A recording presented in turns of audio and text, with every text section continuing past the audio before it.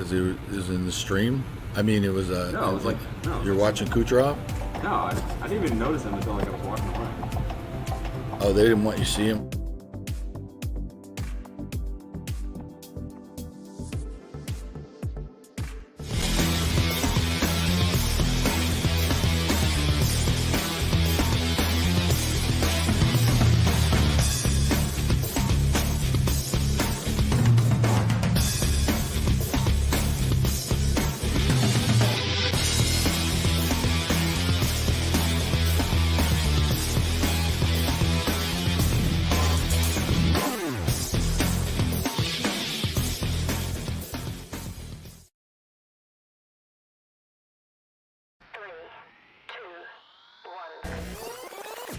Let's start. Hello, sports fans. Welcome to FanStream Sports.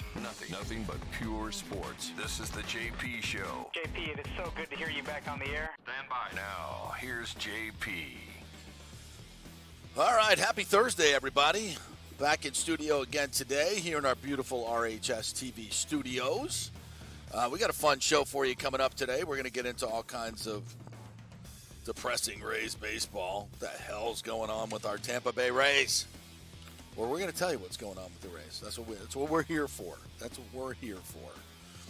And our second hour today, our theme shows continue this week. Our second hour will be college football in the state of Florida. Corey Long is going to join us at 11 o'clock. We'll chat with him.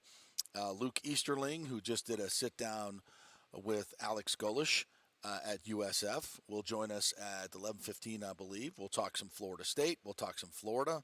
Maybe even mix in a little USF. And maybe some UCF, too, now that they've joined a real conference. Now that we're in a Big Four now, my goodness. Yeah. And, so USF people, you people, I mean, they're starting to really get on my nerves. Now I know why Steve Dumig was so hard on USF people, because at times they get a little crazy. The fan base is a little nutty, a little thin-skinned. Well, not a little, very thin-skinned. Number one, you got the student newspaper over there bitching and moaning about spending money on a football stadium to try to bring them into, the new millennium. They're closing down the Claw over there because they don't know how to run a freaking golf course when they're charging $60 over at Rocky Point and filling the place. They can't figure out how to run a golf course on with public funding over at USF. I mean, what are they doing? Come on, people. We're better than that. We're better than that, you USF people. Well, I will say I'm starting to get on their not all the way on their side, but after seeing the article yesterday from the Oracle, which is their on-campus newspaper. Mm-hmm. Another one of those pieces where we're talking to faculty members who are upset about the money we're spending on stadiums and all this stuff. Michael Kelly must just be loving this. Oh my goodness, man! You can't even get support on your own campus. I'm starting to see now. God. I'm trying to look through the lens of the USF fan lately. Yeah. Ever since my comment last week that stirred everybody up. And I'm trying to see it from a different vantage point finally. And I saw that article, and I'm like, okay, I see what you mean now. It seems like every article about this stadium is written in like a negative light. Yes. I will say that. How bizarre is this? It's very bizarre. Like, could we not get one puff? We can't get a puff. I'm not asking for puff pieces like all day, every day. Don't get me wrong. How about a little balance in the reporting? That's what I was going to say. Can we get balance somewhere about, does anybody want this stadium on USF? I can't imagine everybody over there on that campus doesn't want it. And we can't find somebody who wants it. I mean, it's just, but everybody wants to be in a big conference. Everybody wants big-time football. Everybody wants this, we need to be a success in football. Everybody wants this, but you don't want to go through the work and spend the money that it takes to do it. Boy, that sounds so American these days. Let's just be entitled. We deserve this. Why? Yeah, I based promise, on what? I promise your math building will be okay. Yeah. It can wait. Yeah. Oh, it's dilapidated. It's dilapidated. Hey, I haven't been in the math. Hey, building, listen. But I'm thinking it's probably okay. I haven't been much on USF's campus, admittedly, but I've been on UCF's campus, and I can tell you right now, I'm not going to sit here and tell you that every building over there is state of the art. Well, you know how you get a better math building? You know how to get a better math building and get more money on campus? Please enlighten me. Get a good athletic department. Yeah. I can point to a gazillion examples of how the athletic departments have driven the academics, and we could start at Florida State. You could go to UCF, by the way. You could go to tons of places where the athletic department builds all this energy, and boosters start giving money to the school when they're winning, and they have on-campus stadiums, and they create a collegiate atmosphere, and that helps the academics. That's how this works. But I guess in some places it's very narrow-minded that the only way you can do it is through public money, and just give us more money and we'll fix everything up. This just in, athletics drives every university in this country The just major about. universities, yeah. Okay, Yeah. welcome. You want to play in the big leagues? Yeah. You got to act like a big league program. So Yeah, you just looked up the top 25 Yeah, enrollment we did- universities. we did that whole and exercise. the only so, one that's not in a major football conference is USF. Yeah, so the faculty members can stuff it. Yeah, shocking development. See, that's how it works. But, narrow-minded academia will often, this is the way they act. Yeah, and by the way, because USF has come a long way from the days of Judy Genshaft holding the university back when it comes to athletics, right? Yeah. We're already getting ourselves out of that. Yeah. The thing's approved. It's going up, people, whether you like it or not. It's going up, faculty members. Yeah. So I don't need to hear from you anymore. Get behind it. Yeah. Get behind it and try to work You'll that get angle. you'll get your math building, I promise. Yeah, that's how it works at other places. Thomas Casper chiming in early on. How is it the USF course is not the USF team course? Because have you ever seen it? It's That just thing awful. is whew. It's been so horribly mismanaged over the years. I mean, they can't. Every other school seems to be able to figure out how to run the on-campus golf course except for USF. Well, didn't they say it was going to be like Congratulations. $100 million or something like that in repairs? Oh, stop! $100 million for a golf course? Jesus. Yeah. If it's public money, if it's government doing it, you want to hand off that land to a private golf company right now and see how fast they fix it up and for how cheap, and they run it with a profit right now. Yeah, it'll be like that. There'd be tons of with that location and all that. Look at what they did at Florida State. Seminole Golf Course was, at times it's gone through different iterations. But they went and they got Jack Nicklaus to partner with them. Now they got one of the premier facilities in college golf. It just takes a little bit of ingenuity, a little bit of effort, instead of just sitting back and complaining all the time. Go out and do something about it. Go do something actually proactive, and get somebody to back it. You've got some nice alumni there at USF, and to build a nice golf course that could also be an asset to the public as well. No, we don't want to do that. All right, we got derailed already. But USF folks, if you want to chime in, please do. We'd love to have you in. And by the way, I'm a huge supporter of USF. I love the Bulls. I call myself a semi-bull. But these people are starting to get on my nerves. And, it's just start acting like a big program. And I've always said that, and you can become one. But if you keep this small-minded mentality, then you'll never become a big-time program or a big-time university and get up with the big three. Are you talking about like the people the people that work at the campus? Yes, yeah. The academia, all these people that are complaining about the on-campus stadium and the money they're spending for it. I mean, with all the money that's wasted on these college campuses, I can't believe that's where they're going. But anyway, let's jump into the Rays. 4 losses in a row for the first time this year. Are we pressing the panic button? We're hovering. We're hovering over it right now. We're hovering over it right now because, this pitching staff has been absolutely gutted by injuries. The starting pitching staff, the relief corps, Riani Chirinos last night showing that he's just a dude. He's just an arm. And he just laying fat pitch after fat pitch after fat pitch. Castellano hits a bomb. It's just the pitching staff is struggling. 17 hits for the Phillies last night. 17 hits for the Phillies last night. And the Rays jump out and they got 3 different leads and they can't hold any of them. And then, in a disturbing trend, I believe Taijuan Walker they retired 14 of the last 16, if I'm not mistaken. And we're seeing guys, as I mentioned this yesterday, guys are chasing. Guys are trying to hit home runs on every pitch. This is not the disciplined team that we saw earlier in the season from a hitting standpoint. They're expanding the zone. They're chasing. He looks a lot like the team at the end of last year. And don't come at me with, Brandon Lowe got 2 hits last. The first double was an exit velocity of about 14 miles an hour that fell in front of any other left fielder in the game besides Carl, the butcher in left field. Schwarber, who we love. Schwarber would be the first one to tell you he's not. He doesn't need to be out there. Should be Bryce Harper, who's got a DH. Well, hold up. But anyway, it falls in, and credit to Rosarena for scoring from first. By the way, great hustle. First of all, let's be consistent here, because last week we actually had this discussion when we were having the little Luis Arise thing.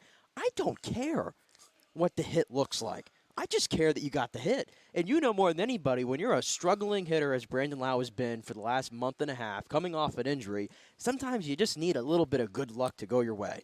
And that's all it takes to get you going. And he got it there. I'm not going to. I saw in the box score. I didn't get a chance to watch the game last night, so I watched the highlights this morning. Read all the accounts of the game. I'm like, we had a double. Okay, yeah. And nobody mentioned it was a barely tick the top of the bat flare to left field. It wasn't like he barreled it up and put it into the gap. Well, here's all I care about. Brandon Lau came up to the plate 4 times yesterday, and he got on base 3 times. All right, good. No, that's fantastic. That's progress. There's no doubt about it. But I'm still a long way away from welcoming him back as the offensive leader of this baseball team. No, he's showing signs. He's getting there. No, of course we want him to be there, and I just don't have a whole lot of confidence. Get a little hot streak going, and then deal his ass as quickly as you like we said yesterday. I think the other guy's getting dealt. And by the way, I'll say of the 2 hits that I saw close to Brandon Lau, both were RBIs. I'll just say this: Taylor Walls makes both those plays. Both those plays. So, run prevention, you're killing me with Taylor Walls. And, Taylor Walls is just as good, if not better, offensively than him right now. You can't justify B-Lau being in you can't. I don't know, man. Walls has been kind of brutal at the plate for a good bit. I know. He got stolen base last night, got on base, but defensively, those were 2 plays that Taylor Walls makes. Probably easily, I might add. I don't know. It's like I said yesterday, Brandon Lau, whether you like it or not, is part of the Rays core. He just is. He just is. And I tell you what, part of the Rays core. He's part of the Rays core. I truly believe that they think that he is part of their core, and I'm feeling a hot streak coming on here and just very soon. Well, the more I bash him, the better chance of that happening. Exactly. You keep running his ass down. Yeah, you keep running his mouth, and let's see if he can get hot here going forward. All right, I will. But I tell you what, though, you were talking about we're hovering over the panic button. You want to know why I'm not hovering over the panic button? At least from last night's loss. Last night's loss did not bother me one bit. And you might be questioning, well, how in the world could you say that? They gave up 17 hits. I'm waiting for an answer. They gave 8 runs. Patiently waiting for an answer. The runs were given up by Zach Littell, Yanni Chirinos, and Luis Patino. None of those guys. Luis Patino. None of those guys cornerstone will be throwing. Of a Cy Young pitcher. He ain't. You know who it is. None of those guys will be throwing. Hunt. Yeah. Don't give me that with Blake Hunt. He's killing it at AAA right now. Anyway, let me get my point out. None of those 3 dudes, Littell, Chirinos, or Patino, will be pitching for this team by the time we get to late September, early October. They won't. The guys who will be pitching when we get to October that pitched last night, Diekman, Stevenson, and Poche, I think went about 2 2/3 or 3 innings and gave up like a run apiece and were pretty good in their outings. That's really what I'm looking at. Okay, is that fair? Can I make that judgment there? I understand you want to win the games and you want to stop a slide, and they're on it right now. Yeah.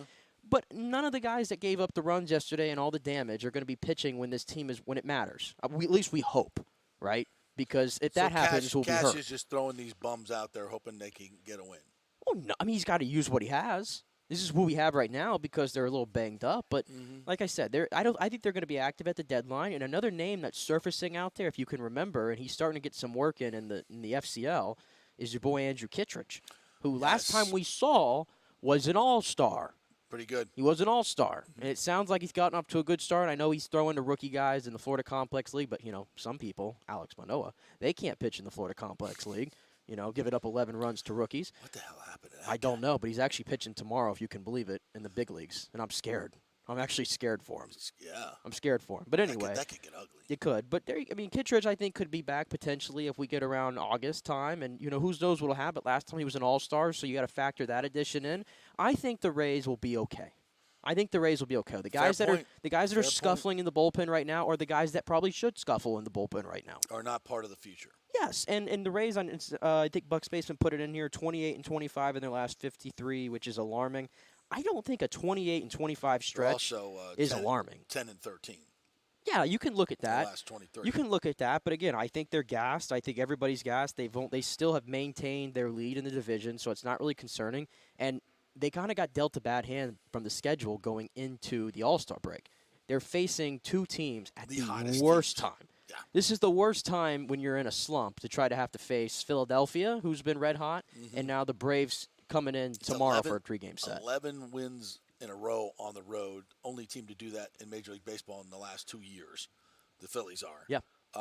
Yeah, they are smoking, and Yeah, they can't even touch what the Braves are doing. They played in the World Series last year for a reason. It's a really good team, so let's give them credit. But the Rays, again, they're still number 2 in the league behind the Braves, winning record against the teams with – or best record against the teams with winning records. Like, all the numbers are still intact. This is the first just kind of slump they're going through at the moment. I think I'm more worried about the offense, to be honest with you, because a fair point on the pitchers. And, is it a great strategy to count on a bunch of guys that are on the disabled list? We're hoping Rasmussen comes back. We're hoping Kittredge comes back.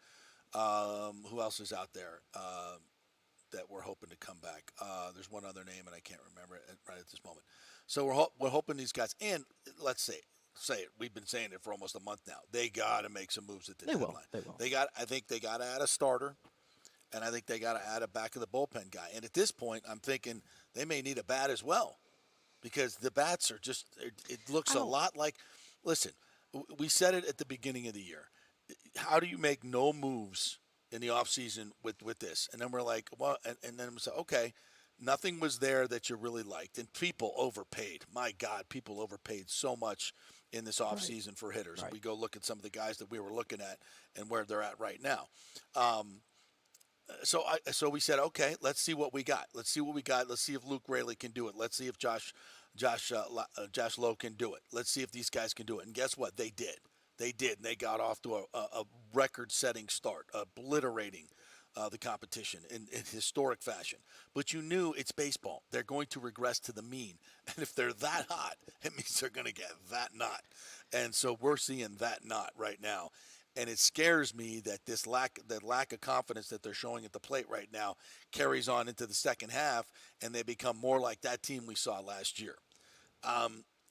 Look, don't forget that team last year was missing Wander Franco for a large portion of it. We were trotting out Roman Quinn's the world. Yeah, I know. So I see that straightforward.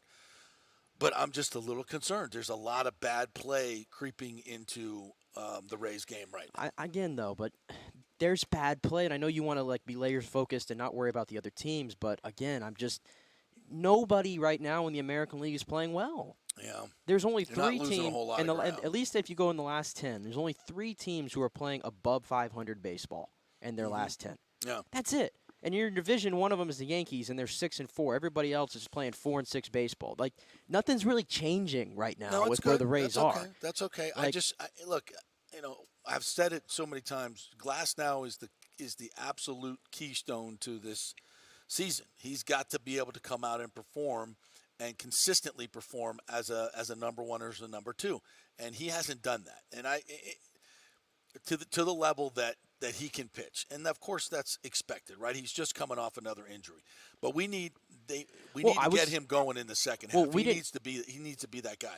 Is McClanahan going to come back from this back injury? We don't know. That should be okay. Is Zach Eflin? I don't even want to talk about him.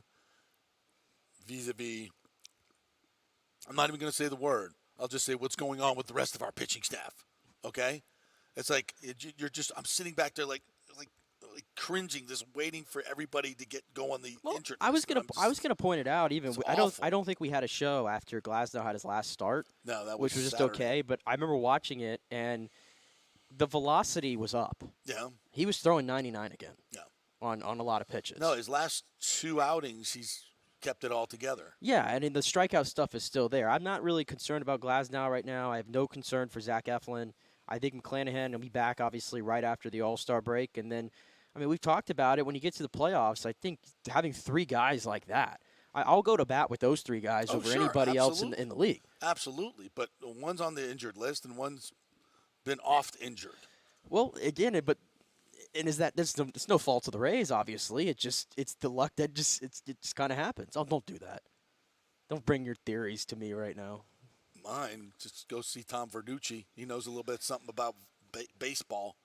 Can't ignore it. Can't ignore it. The Rays are magic when it comes to getting pitchers to be at their best. They're also magic when it comes to getting their pitchers in. You know what else you're not gonna do this week? We're not gonna have this discussion tomorrow.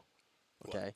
Because I looked at the pitching matchups for the Braves series, and by the way, we have some doozies. What do we got? I'm just gonna start. I'm gonna skip Friday for a second. Saturday, Spencer Strider, who's fantastic for the Braves, versus Taj, and then Sunday, Bryce Elder, who's an all-star, versus Zach Eflin. But tomorrow, Glasnow's on the mound versus Charlie Morton. So let me tell you what we're not going to do. We're not going back down memory lane, and you're not going to make any comments about how the Rays were too cheap to let him go. We're not doing any of that this week. What does it say right there? We're moving on this week. What does it say? The JP Peterson Show. Yeah, well, what's this right here? Do you see this right here? You see this over here? You have the button. I have all the buttons. I have all the buttons. So as soon as I say Charlie Morton, I'm breaking you. I'm breaking you, and your mic's going off. You're hitting the beat. Right.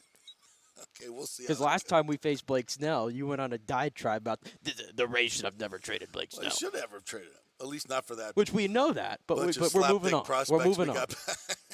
I'm sorry. Blake Hunt's going to make you pay. I hope so. Blake Hunt's going to make you pay. I hope so. Blake Hunt. I hope the immortal Blake Hunt's going to make me. I just don't like your tone right now about Blake Hunt. But he was a left-handed Cy Young Award winner. I get it. And we got Slapdick and friends. Slapdick and friends. You're no hope. I know. No hope. Fine. But look, he's a backup catcher, Francisco Mejia. We love you, man. You're great. You're fantastic. You're not a slapdick prospect. You're a major league player. I'm just playing on Blake's comment that he made during one of his stoned-out gaming things but whatever. Blake Snell was great with the Rays, and he would have been even better. You could have traded him a year later when you had him and Charlie Morton again and won a World Series. That's all I'm saying. All right, got it out before you could hit the button. All right, so last night was a disaster. But I did like the Luke Raley moonshot. The moonshot. You don't see those anymore, do you now? No, 44-degree launch angle. You got to get the numbers on that one. Let's play the audio. And somehow it avoided the 17 layers of catwalks too. That in and of itself was like amazing. Becomes an issue. You don't have to be that. Oh, a high fly ball. This one deep down the right side toward the corner, and that ball is a home run. It hit the foul pole. A towering shot off the bat of Luke Raley for number 15. I'm trying to get the home run tracker numbers on this. Did you get it? I'm pulling it up right now. 44. I know it was for 44. Oh, this is old. I don't. What the heck is going on here? Yeah, see if you can find those numbers for me because I'm clearly an idiot. I can't. But that was majestic. It was majestic. I haven't It seen almost hit the fabric. I haven't seen a home run off the roof. foul pole in a minute. I feel like. And then we saw. And we got two last night. 2 in an night. inning. Yeah. How did we get 2? Yeah. It's the fair pole, by the way. The fair pole? Mm-hmm. No, it's not. Yeah, I call it the fair pole. It's not the fair pole. It's the foul pole. Well, it used to be called the foul. The negative people like yourself call it the foul pole. The negative people Positive like myself. people You're the king of negativity. What are you talking about? I call it the fair pole. When it hits the pole. When it hits the pole, is it fair or foul? It's the foul pole. When it hits the pole, is it fair or foul? It's the foul pole. It's fair. That makes it the fair pole. It's not the fair. It's the foul pole. Why are we having this argument right now? Because it's been mischaracterized for many, many years. I'm just trying to set the record straight. You're like in a combative move today. I am. Absolutely. If you sat in traffic for 2.5 hours on I-4, you would be too.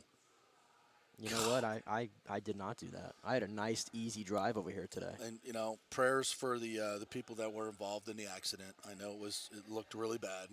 It did. And They shut down the whole I-4 into Tampa.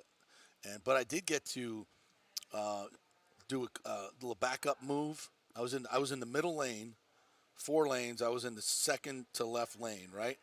So I squeaked into the right lane, and then I got in between a couple, and then I hooked a U-ey, went back down an on-ramp the opposite way because the cops were actually telling people to do it to get off.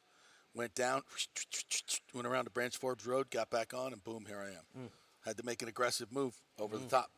But sitting in traffic like that at a standstill. It's your worst nightmare. It's just I can't do it, man. I've got claustrophobia. I got lack of patience. Well, it's just not good for me. You chose to go live in Orlando, I know, so you have to pay the piper now. I know. It's just what I did wrong was normally I get on the road by 6:30. I got on at 7, and had I got on at 6:30, I would have been well past it before it happened. So once again, I have to take personal responsibility. Are you? So I'll own that. Are you going to be taking in any games inside the Amway Center this year? And will you be making a trip to the FBC Mortgage Stadium? I will say this: I definitely will go to some Magic games because Ooh. they got a connection. Guy has a box over there, so I'll be taking in some of the Magic games. Yeah, I will be actually. Yeah, and they've got some exciting young players. Since you're an Orlando resident now, well, you left Tampa Bay out in the dust. Look at you. No, I'm still living kind of. It's kind of halfway and commuting, so it's fine. And I'll be back. It's just temporary. Yeah, I'm gonna explore a little bit of the Orlando Magic because they have some good young players now. Yeah. Jonathan Isaac's like 45 now and may finally play for them. Oof. But you got Banchero, Franz Wagner. So and then hey, we just signed Joe Ingles. And the 2 knuckleheads that they drafted, whiffed on the draft as well. Well, Lightning will play a game in Orlando. Is that true? Preseason game, yeah. Their Solar Bears are over there. Might take in a Solar Bear. We'll game. see what. Yeah, you watch. What was the other thing you said? The FBC what? That's the Bounce House. Oh, the Bounce House. What do I they said call it by now? its exact name. Is Bright House no longer? No, it's changed a lot, but it's the FBC Mortgage. FBC Mortgage. FBC Mortgage Stadium. Bounce House. But it's the Bounce House, yeah. Yeah. We got any good home games? I just said we for UCF. I heard it. I heard it. I heard it. USF fans, get on this, man. Anyway, no, the first Big 12 home game's against Baylor. Oh, So wow. that'd be a big one. That is a big one. Unfortunately, we don't play Texas this year. Right. And I believe the game against Oklahoma is in Norman. Oh. Which how could you Road trip. How could you do this, schedule Road trip. makers? First of all, Road because trip. Dylan Gabriel, how do you not have that storyline of him coming back to Orlando to get everybody throw shit at him? Yeah. How does that not happen? That should have happened. There's no love lost there between the fan base. Tell you Really? that one. Really? That would be interesting. But no, we got to go play him in Norman. I want to go see an Orlando City game. That's very fun. Yeah, I definitely want to go see an Orlando City. I probably won't be going to the one with Messi's going to play there, right? Who knows when he's coming over? Yeah, Messi. Have you seen by the way, the memes of the stadium, the Inter Miami Stadium that he's going to play in? The Lockhart thing? Yes. I can't believe Messi's going to play in that stadium. I just can't believe. Why are they not moving it to Hard Rock? How do they not do that? You got freaking Messi. Literally, they'd pack that place every night. In Miami? Hard Rock, you could pack 70,000 people in there. What are they doing? How is that not a thing? Did you see what they did? Side note, real quick, not to go full into soccer, but did you see what happened the other night with the El Trafico?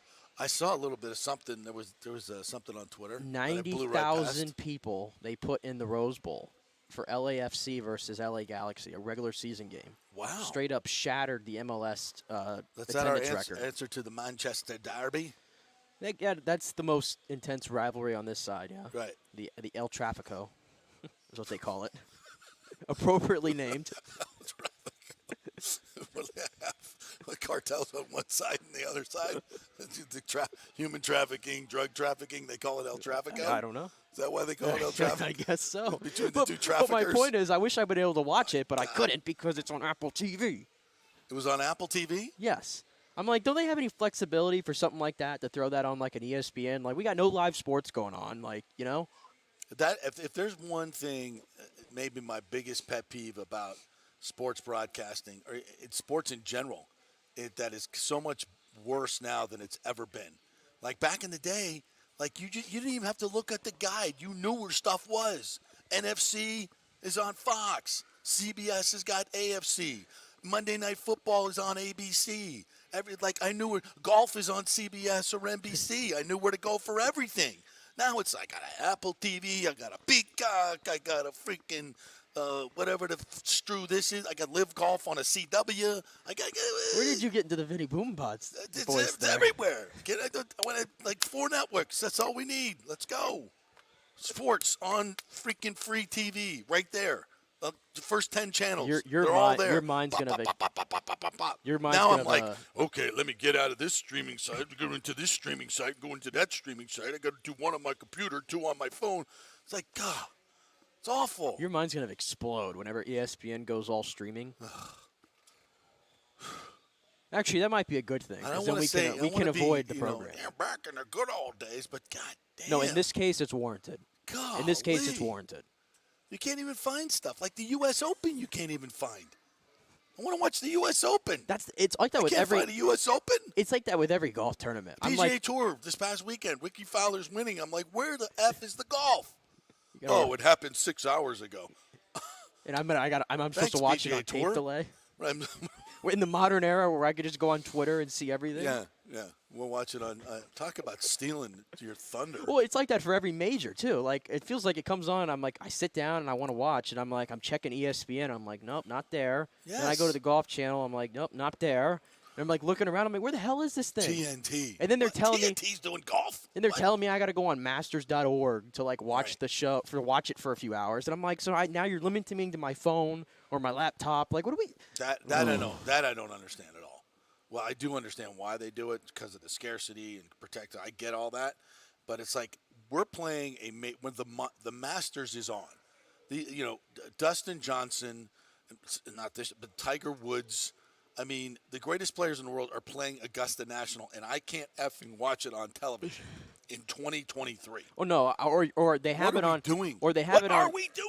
Or they have it on ESPN, but rather than showing me the shots, and this is a real thing that happened this year, and I love Marty Smith, by the way, one of ESPN's best. The best. But when I'm trying to watch the Masters golf, I'm not interested in a split box of Marty Smith doing an interview with Jake Owen. Just put that out there. No. So they botch the golf coverage even when they have it. Of course they do. We didn't even talk about the ESPN layoffs yesterday, which we still got to get to. I know. We still haven't gotten to that. And Stephen A. Smith, what are you doing? Come on. You saw his comment? I did see his comment. Interesting. Yeah. Does he not see numbers? I mean, add it up. Whatever. That's a more, again, a divisive topic. We got to make everything about race and whatever. All right. So are we done with the race? I don't know how we got off the Rays and onto these other things. Off the rails. But did you have any? We haven't heard from Cash. We haven't heard from Cash, but so let me pull him up real quick. While I pull him up, do you have any last thoughts on the Rays? Then this scuff that they're on. How do you sum it up here? I am concerned. Where's your concern level at? 1 to 10. Where's your concern? With all sincerity, I think the point you make about the pitching is absolutely 100% correct. Because I think even with McClanahan, if this was September, he'd probably be pitching. But they're like, why does he need to be pitching now? We got a 6-game lead. We're going into the All-Star break. Get him off his feet. Get him off. Totally give him some rest. Give his shoulder some rest. Yeah, of course. Miss a couple of starts. No big deal. That's fine. I get that. And that leads to Chirinos and everything else. You're doing 2 openers now a week. Right. So I get it. And it's a great point you make. But, man, I hope they can keep their pitchers healthy. And I do, with all sincerity as well, they need to do a deep dive on their medical staff and their sports science staff because their injuries are just way too many, way off the charts. Something's got to be done. But it's the hitting that really bothers me right now. It's just we're reverting back to a lot of bad habits, and bad habits can just start to congeal, and it just keeps. I just feel like it's one of those things where they were all like, again, how rare is it to have a lineup 1 through 9 all humming at once? Oh, it's very rare. And when it happens, you get what the Rays had at the beginning of the year, which was historic. Yeah. It just. Well, and I'm not saying that I counted on that to continue. No, but I mean, I just feel like right now, like I said, I think they're a little gassed, and I think they just reached a point where a lot of guys are kind of just searching for it right now. But even then, like I feel like some of the mainstays, like I think Randy's been more consistent here lately. Yandy's doing Yandy. He's not hitting really home runs anymore, but he's still doing his thing, getting on base hits, and all those things. Luke Raley, I think, has been super consistent the entire year. I haven't seen a lull there.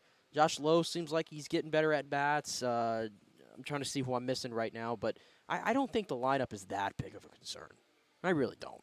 I think this is a product of them having to use some pitchers who I don't think are going to be throwing meaningful innings later. Brandon Lau said, and Taylor Walls, I believe, said it last night as well, this All-Star game and this All-Star break is coming at a great time. It is. It's coming at a great time. So, yeah, I'm like I said, I haven't pushed the panic button. I'm hovering. My concern level is at, I don't do rookie scores, so about a 3.8.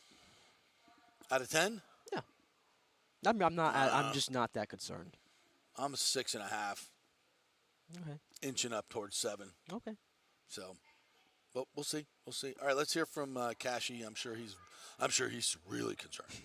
Okay, we'll start with the Phillies lineup, I guess, just from Littell to Yanni, and really the rest of the way. Did it just seem like this lineup didn't let their foot off the gas? I mean, how would you assess them? I think that's very fair. I mean, we got an early lead by, a fortunate hit by Brandon to go up 2-0, and then it felt like we were kind of not giving it back, but they were coming back, and then they ultimately took the lead and didn't look back. But a lot of good at-bats by them, and, for us on the mound, we just felt like we couldn't kind of create that swing and miss that we generally do. Anything in particular you were seeing from Yanni, location coming in? What would you assess there?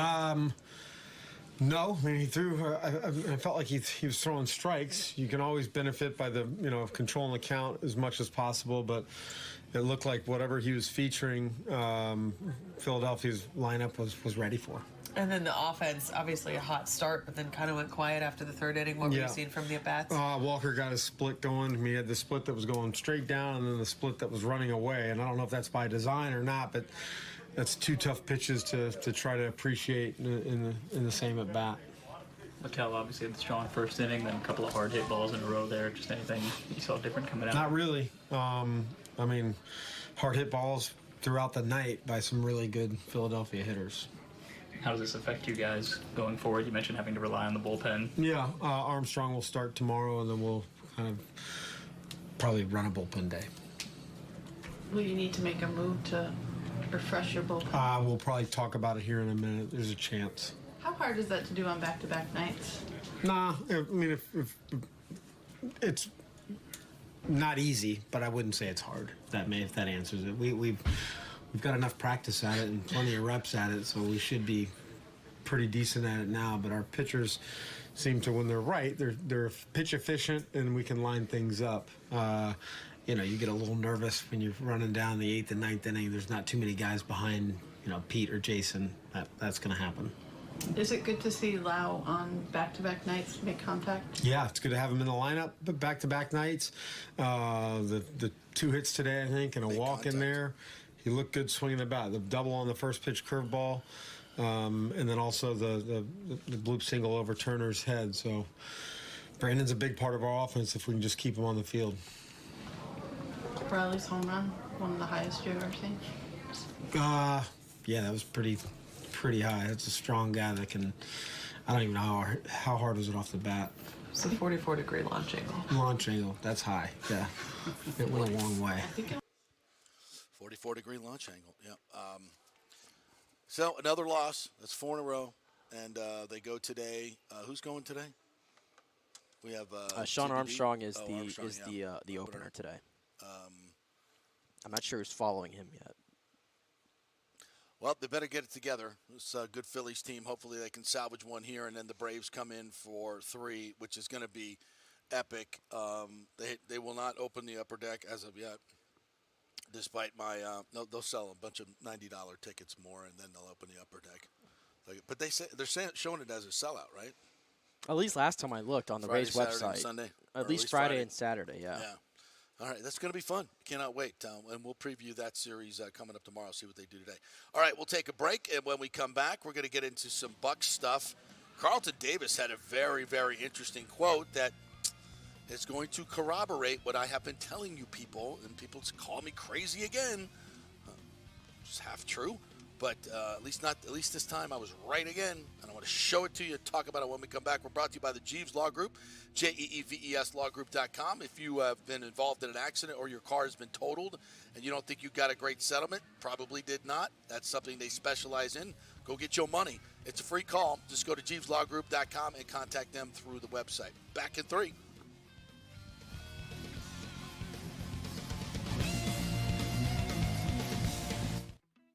Guys, are you experiencing those feelings of getting older, lower sex drive, fatigue, hot flashes, moodiness, or you just don't feel like you had the vitality you once had? It's a chronic problem here in the United States. You're not just getting old, it's likely low testosterone. Studies over the last 20 years show a shocking decline in younger males aged 16 to 39. Older men have seen a sharp decline as well, so do something about it. Go see my friend Christopher Lugo at Bay Area Modern Medicine. Look, testosterone replacement is not a frivolous treatment. It takes a professional, targeted approach that focuses on total body wellness, vitality, and emotional stability, not a one-size-fits-all approach like many clinics use. They will monitor your blood work and adjust your treatment as needed for optimal results. Folks, I've been on testosterone therapy for over 6 years, and it is a life changer. You will feel and look better than you did 10 years ago. Give them a call at 844-977-3477 or go to BAMMC.com. Tell them JP sent you for priority scheduling. That's 844-977-3477 or BAMMC.com.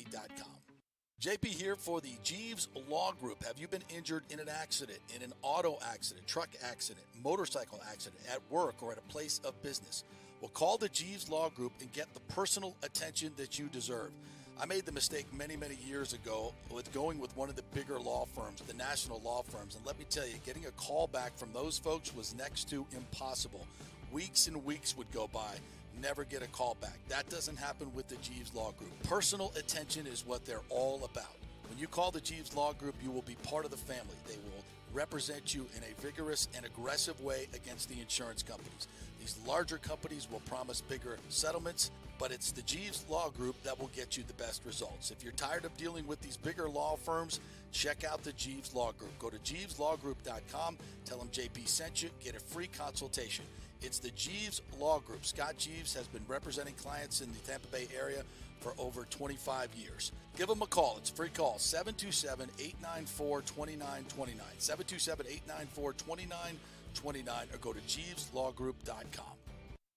During COVID, over 1.7 million people were added to the Florida Medicaid rolls, but as of April 1st, 2023, most of these people may not be eligible for the Medicaid coverage and will lose their health plan.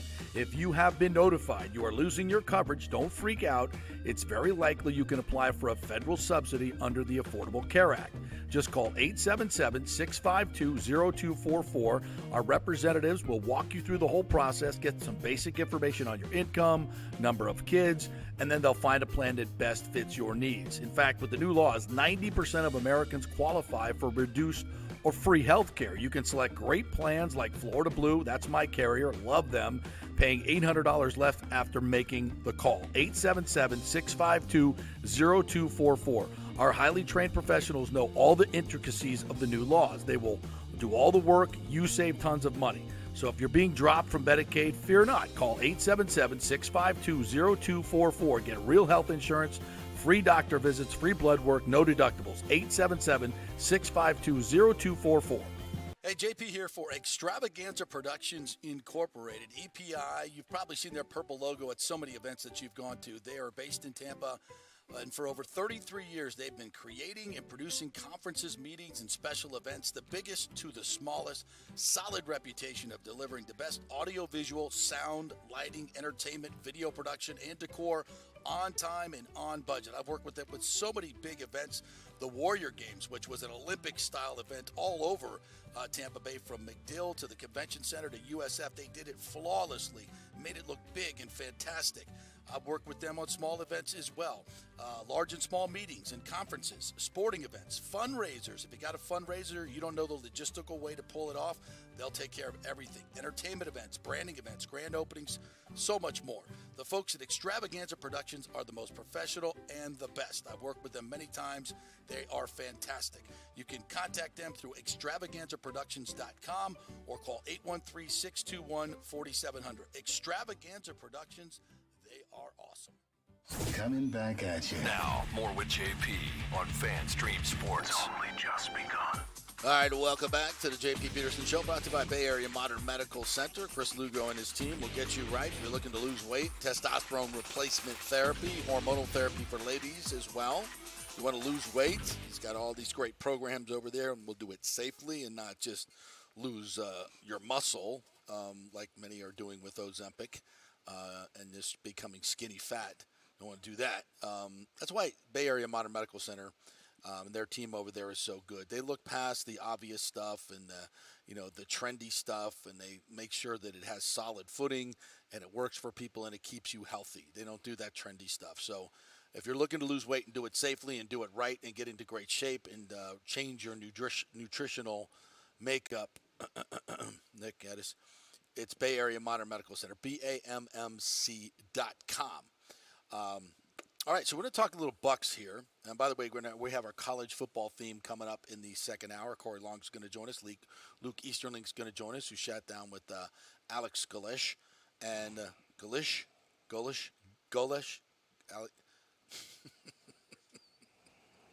And did a 3-part series. So I'm very interested I'm very, very interested to see what's going on with the USF Bulls this year. I got so hyped up last year. And maybe we're a came year out early. To 35-0. Maybe we're a year early. Well, we're usually ahead of the game. We arrived a little early on our USF Bulls, but we're bullish. We're bullish on them. I don't know if I'm bullish on them yet. I really don't. Oh, I am. I have to see a little bit more about. Luke will let me know because the roster scares me. I just don't. I don't know how much talent is there. There's some turnover. They added some really good. I don't know how good they are, but they certainly were former 3- and 4-star players at other schools that he's gotten in the transfer portal. And when you're 1-11 and you're adding guys that used to be 3- and 4-stars, I don't care. It's certainly upping your talent level. So we'll see. But anyway, we're gonna do a little Bucks here. So Tyler Dunn is an author and covers the NFL, and he did an interview with Carlton Davis, and he writes, Carlton Davis will be a force of nature keeping Tampa Bay in contention. If this sounds like an impossible proposition to skeptics, it most certainly is not to him. Quote, "We're about to do it to him," Davis says. "Anybody who feels we've lost Tom and lost something is going to be in for a rude awakening. A rude awakening. Tom was a great addition for us, but obviously it's a team sport. Obviously you need components to be successful. We still have those components, and I'm only getting better." Asked what this rude awakening entails, Davis tilts his head down before dramatically lifting up his eyes to meet yours. He then issues a warning to the rest of the NFL. Dun, dun, dun, dun. Quote, "We're going to wreck shit. Like wreck shit. Interceptions, turnovers, plays will be made. I will say, plays will be made." Wow, strong words from a strong man, Carlton Davis. How about that? I love the boldness and the confidence in that. Anybody who feels we've lost Tom and lost something is going to be in for a rude awakening. A rude awakening. Tom was a great addition for us, but obviously it's a team sport. What have I been telling you guys? I'm telling you, this success that's coming for the Buccaneers is going to be driven by that attitude. A lot of it. It wasn't just Tom Brady. We want to go out there and prove, just like Brady wanted to prove that he could win a Super Bowl without Bill Belichick. This group of Buccaneers wants to go out and prove that we could be a good football team without Tom Brady. And I believe they can. I believe they can. And I believe a lot of that is a driving force. And if Tom Brady wants to take that as a slight, so be it. I don't see it that way, and certainly Carlton did not mean it that way. No. Everybody knows Tom Brady is the GOAT, but that wasn't Tom Brady last year. And this is a team that is very talented, as I wrote in a piece the other day, as talented as as most teams we've seen in Buccaneer history. And I obviously the bar is very low when you look at it as in total. And I still think when you have this many Pro Bowlers on a team, you can't be the second worst roster in the league, as many of these national pundits are saying. Well, look at this one. I didn't even get to this because, again, this happened over the weekend, so I forgot to bring it up. But I'll bring it up now because it's very telling. ESPN did their collective NFL roster rank 1 to 32. Yep. And they accounted for strength and weaknesses, X factor, under the radar players, all those type of things. The Bucs came at 27 on this list. Yep. And I appreciated the fact that Jeremy Fowler, one of the top-notch insiders over there, said, "Gotta say, Bucs at 27 is pretty shocking. Still have at least 11 really good veterans, plus young players such as Rashad White with star potential," which I can't agree more with that. But I think Jared Fowler sits on an island. He does. When it comes to people that around the league right now of how they view this team, and I just don't know what you're looking. Well, hold up. I do know what you're looking at.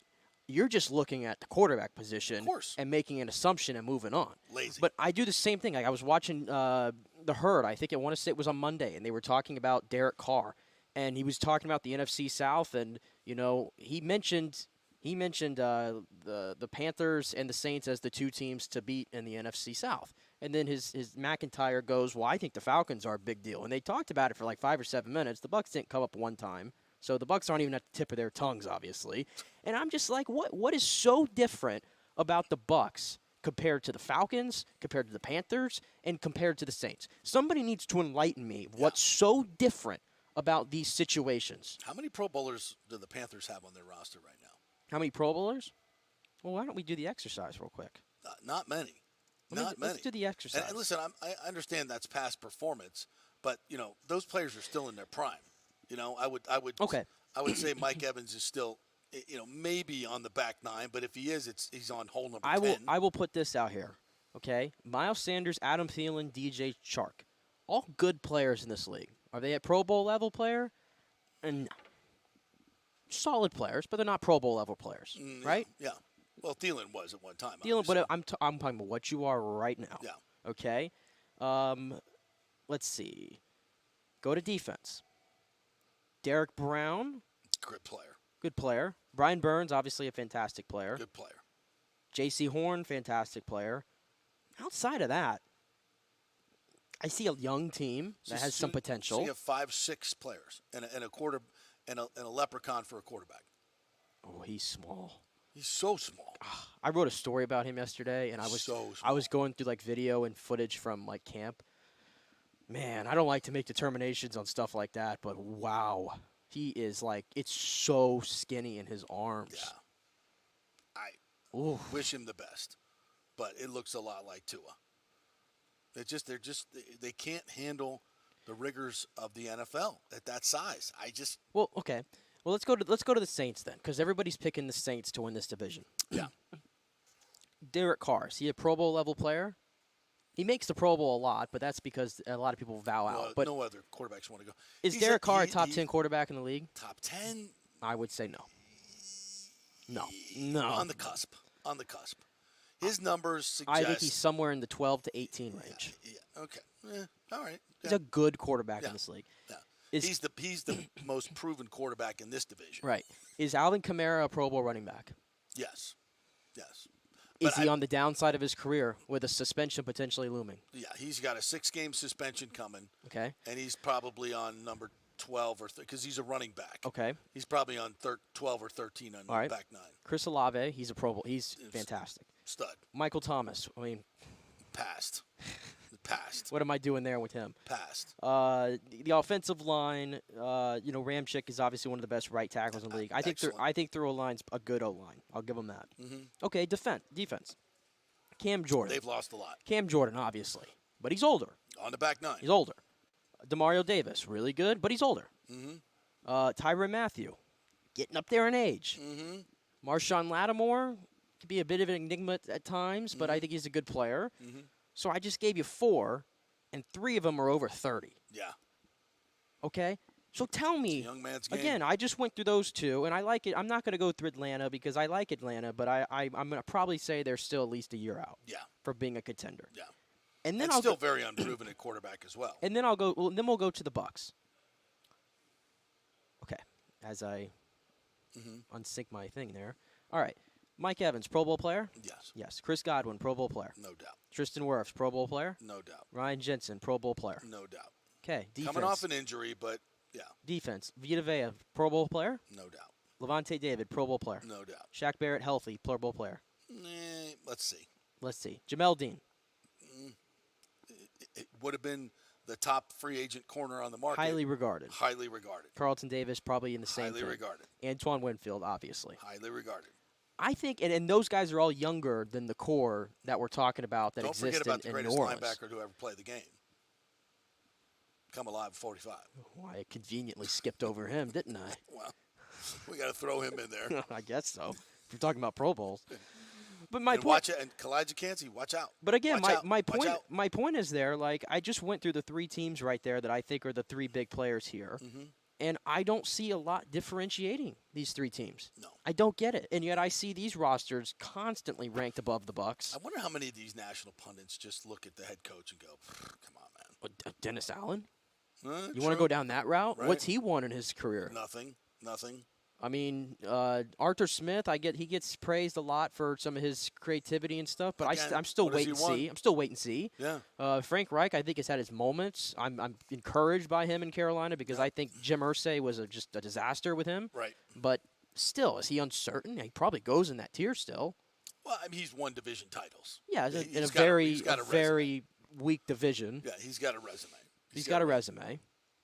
But it's the fact that people are writing off the Bucs. That's the thing. That's ludicrous. the thing. You can tell me they're not going to win the division, but for you to just straight up tell me they're going to be a 4-win football team, I'm just not buying it. Yeah, unless they're all just like so down on the head coach, like this guy cannot pull it all together. I just, I'm not the biggest Todd Bowles head coach fan. I am the biggest Todd Bowles defensive coordinator, great dude fan. I just his record as a head coach is he's still the biggest concern with this team as far as I'm concerned. Hugely concerning. He's hugely concerning, but I see some differences in the way he's running his team, and I see him, taking it over more and taking more ownership of it. So I like that. I think those are positive qualities. I think he learned last year that he can't be timid in his decision making. Has to be more risk. Has to be a bigger risk taker, and has to be more bold and stop letting the players run the deal. He's got to run the deal, not let the players run it, and that's why his handling of Devin White is so concerning because it seems more, just more appeasement, and that you know what happens when you appease people.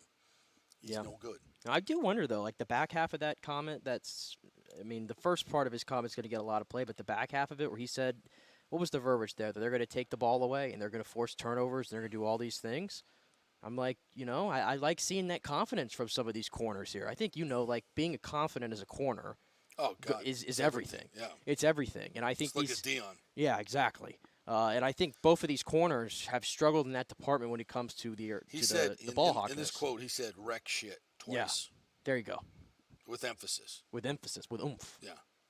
Yeah, listen, and that's where this team has got, it's got this defensive got to be the strength of this team. It has to be. Right. It has to be, especially early on in the season. And listen, if this defense can get to where we think it can get with the players it has under Todd Bowles' aggressive management against these young quarterbacks, they could wreck shit. They could. That's the thing. You're getting all these young quarterbacks that they're going to be playing. You got 6 games against Bryce Young, Desmond Ridder, and Derek Carr. And as much as Derek Carr, I just told you, is probably in the 12 to 18 range, I'm not going to bed at night worried about facing Derek Carr. Or Anthony Richardson. Just not. Yeah. I mean, you're going to face Anthony Richardson this year. You're going to face C.J. Stroud this year. Yep. And this is all in the back half of their schedule. Yeah. It's going to favor very nicely for this team if they can get going here about halfway through the season. Yeah. No, I think there's this is why I'm so highly anticipating this season, because it's full of intrigue. Because I don't know, they're being undersold. You love playing that role as an underdog, especially coming off the Brady years. We're used to it. Yeah. So it's just got a good feel. It feels like a. It feels like a Hear me out. nice little 10-7, 9-8, win the division, maybe sneak out a playoff win, right. and it's a huge success. Hear me out. I think maybe this is a product of, again, my Bucs fandom for the 15 years before Tom Brady. Yeah. But you go into every game and you're just like, all right, like, it was a different vibe is what I'm saying. Like, when you have Tom Brady, you just know you're going in every week, and there's some games where you're just like, yeah, we're going to wreck this team. Yeah. And you never said that as a Bucs fan. And now it's like we're back in, like, I'm not saying this is better because I definitely enjoyed the winning, but it's like we're back in the familiar kind of, like, we go into every Sunday and we're just like, don't know what's going to happen. You know, you kind of are cautiously optimistic going in. It feels like for lack of a better way of saying it, it feels like a Bucs team. I finally saw a national pundit, Doug Kazarian, one of the people that was cut at ESPN, saying, you know, he says there's great betting value with the Buccaneers this year. He says great betting value. And it's I definitely laid down some money in Vegas on the over on 6.5.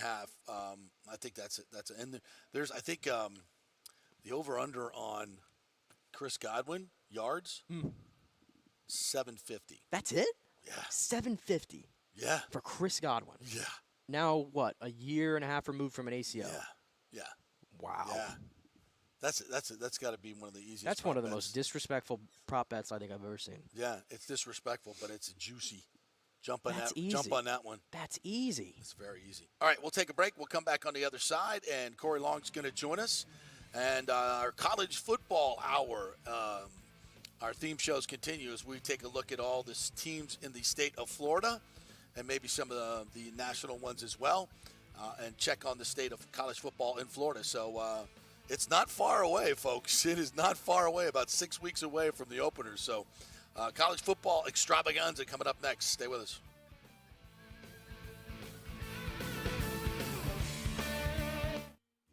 This is for all you guys who don't want to go to the gym and do 5,000 crunches. At Bay Area Modern Medical Center, you can get on the new True Body machine where you can reduce fat and tone up your muscle. It's like doing 54,000 crunches in just 15 minutes.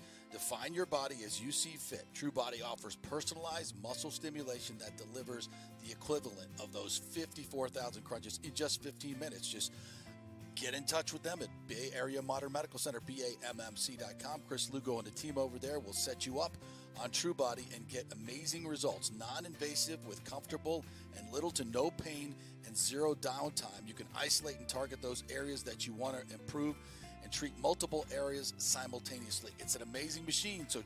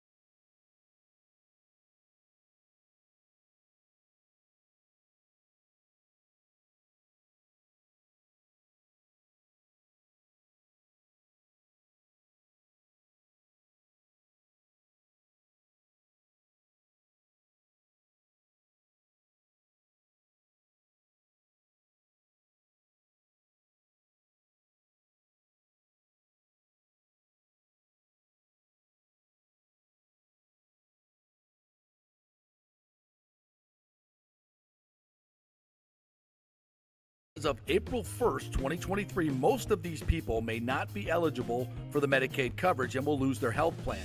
If you have been notified you are losing your coverage, don't freak out. It's very likely you can apply for a federal subsidy under the Affordable Care Act.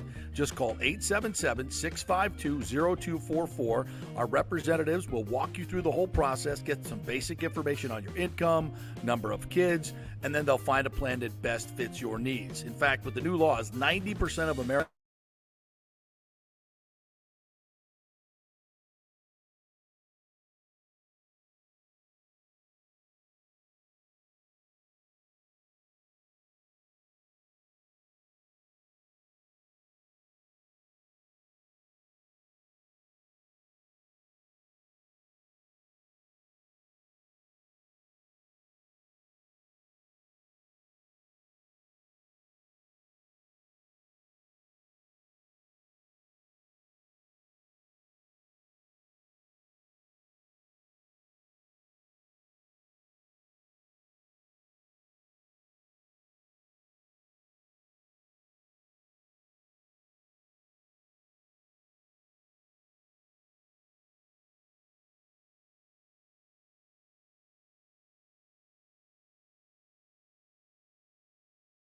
so many big events.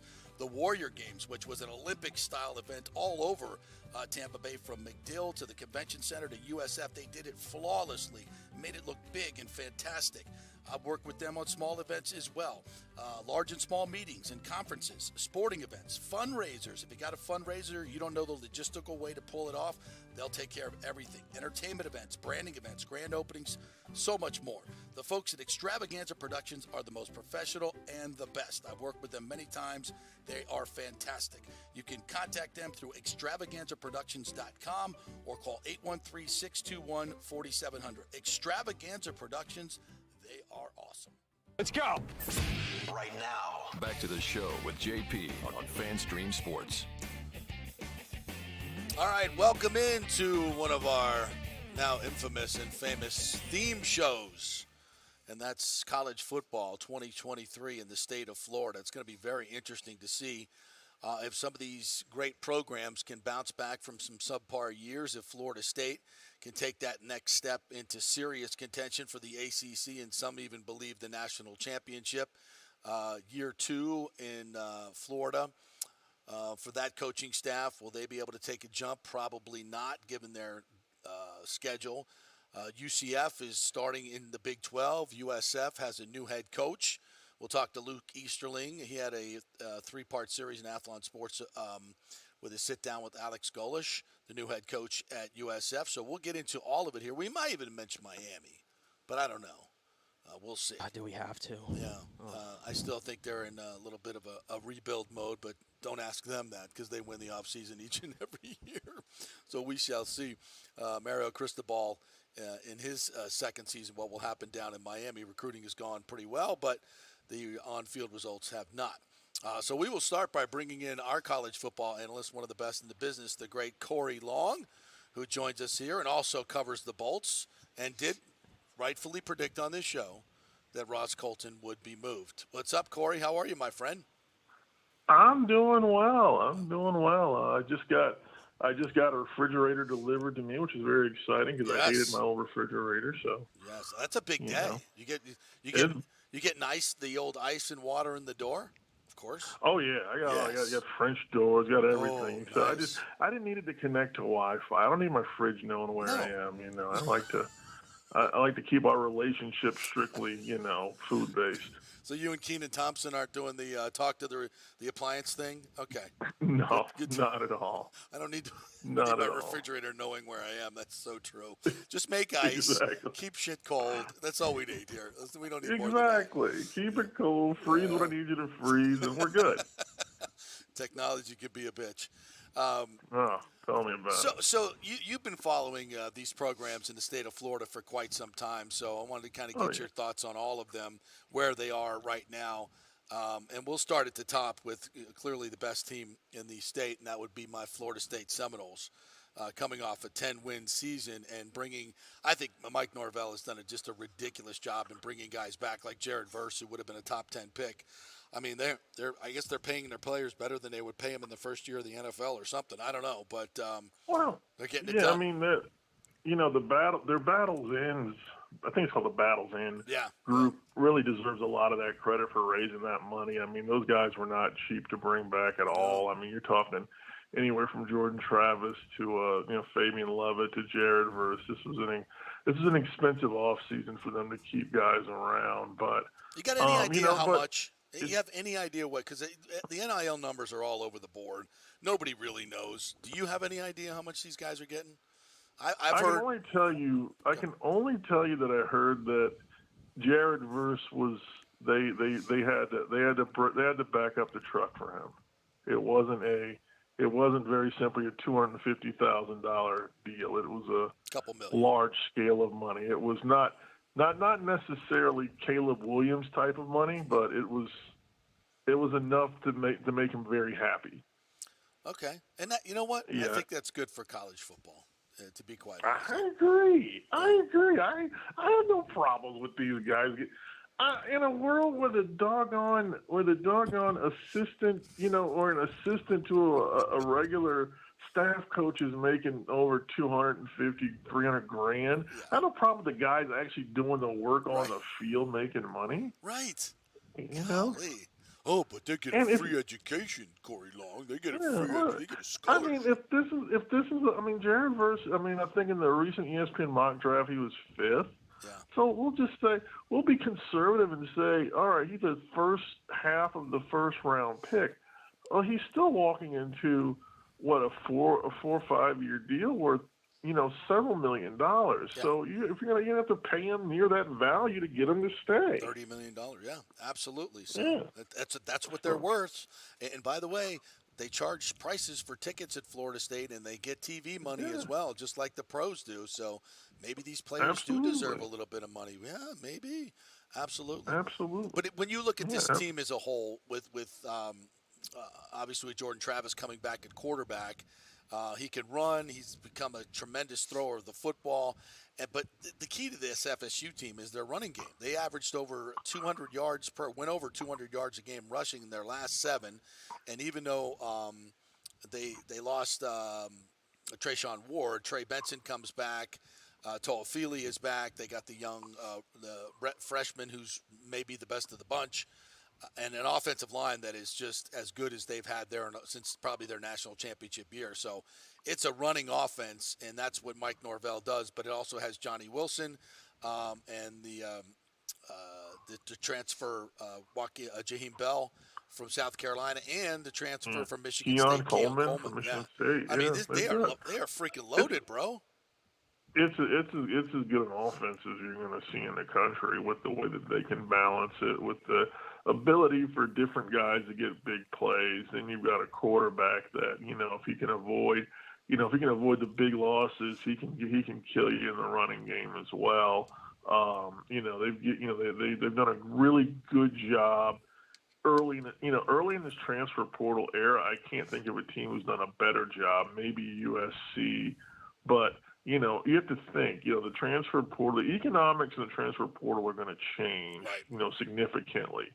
So for them to be out front and do what they've done while they were trying to kind of figure out how they were going to attack high school recruiting it was a very smart play for them, and it's worked. It was a gambit that's worked quite well for them.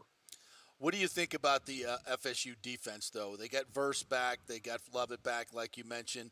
They're going to have some young players in the secondary. They lost some key safeties.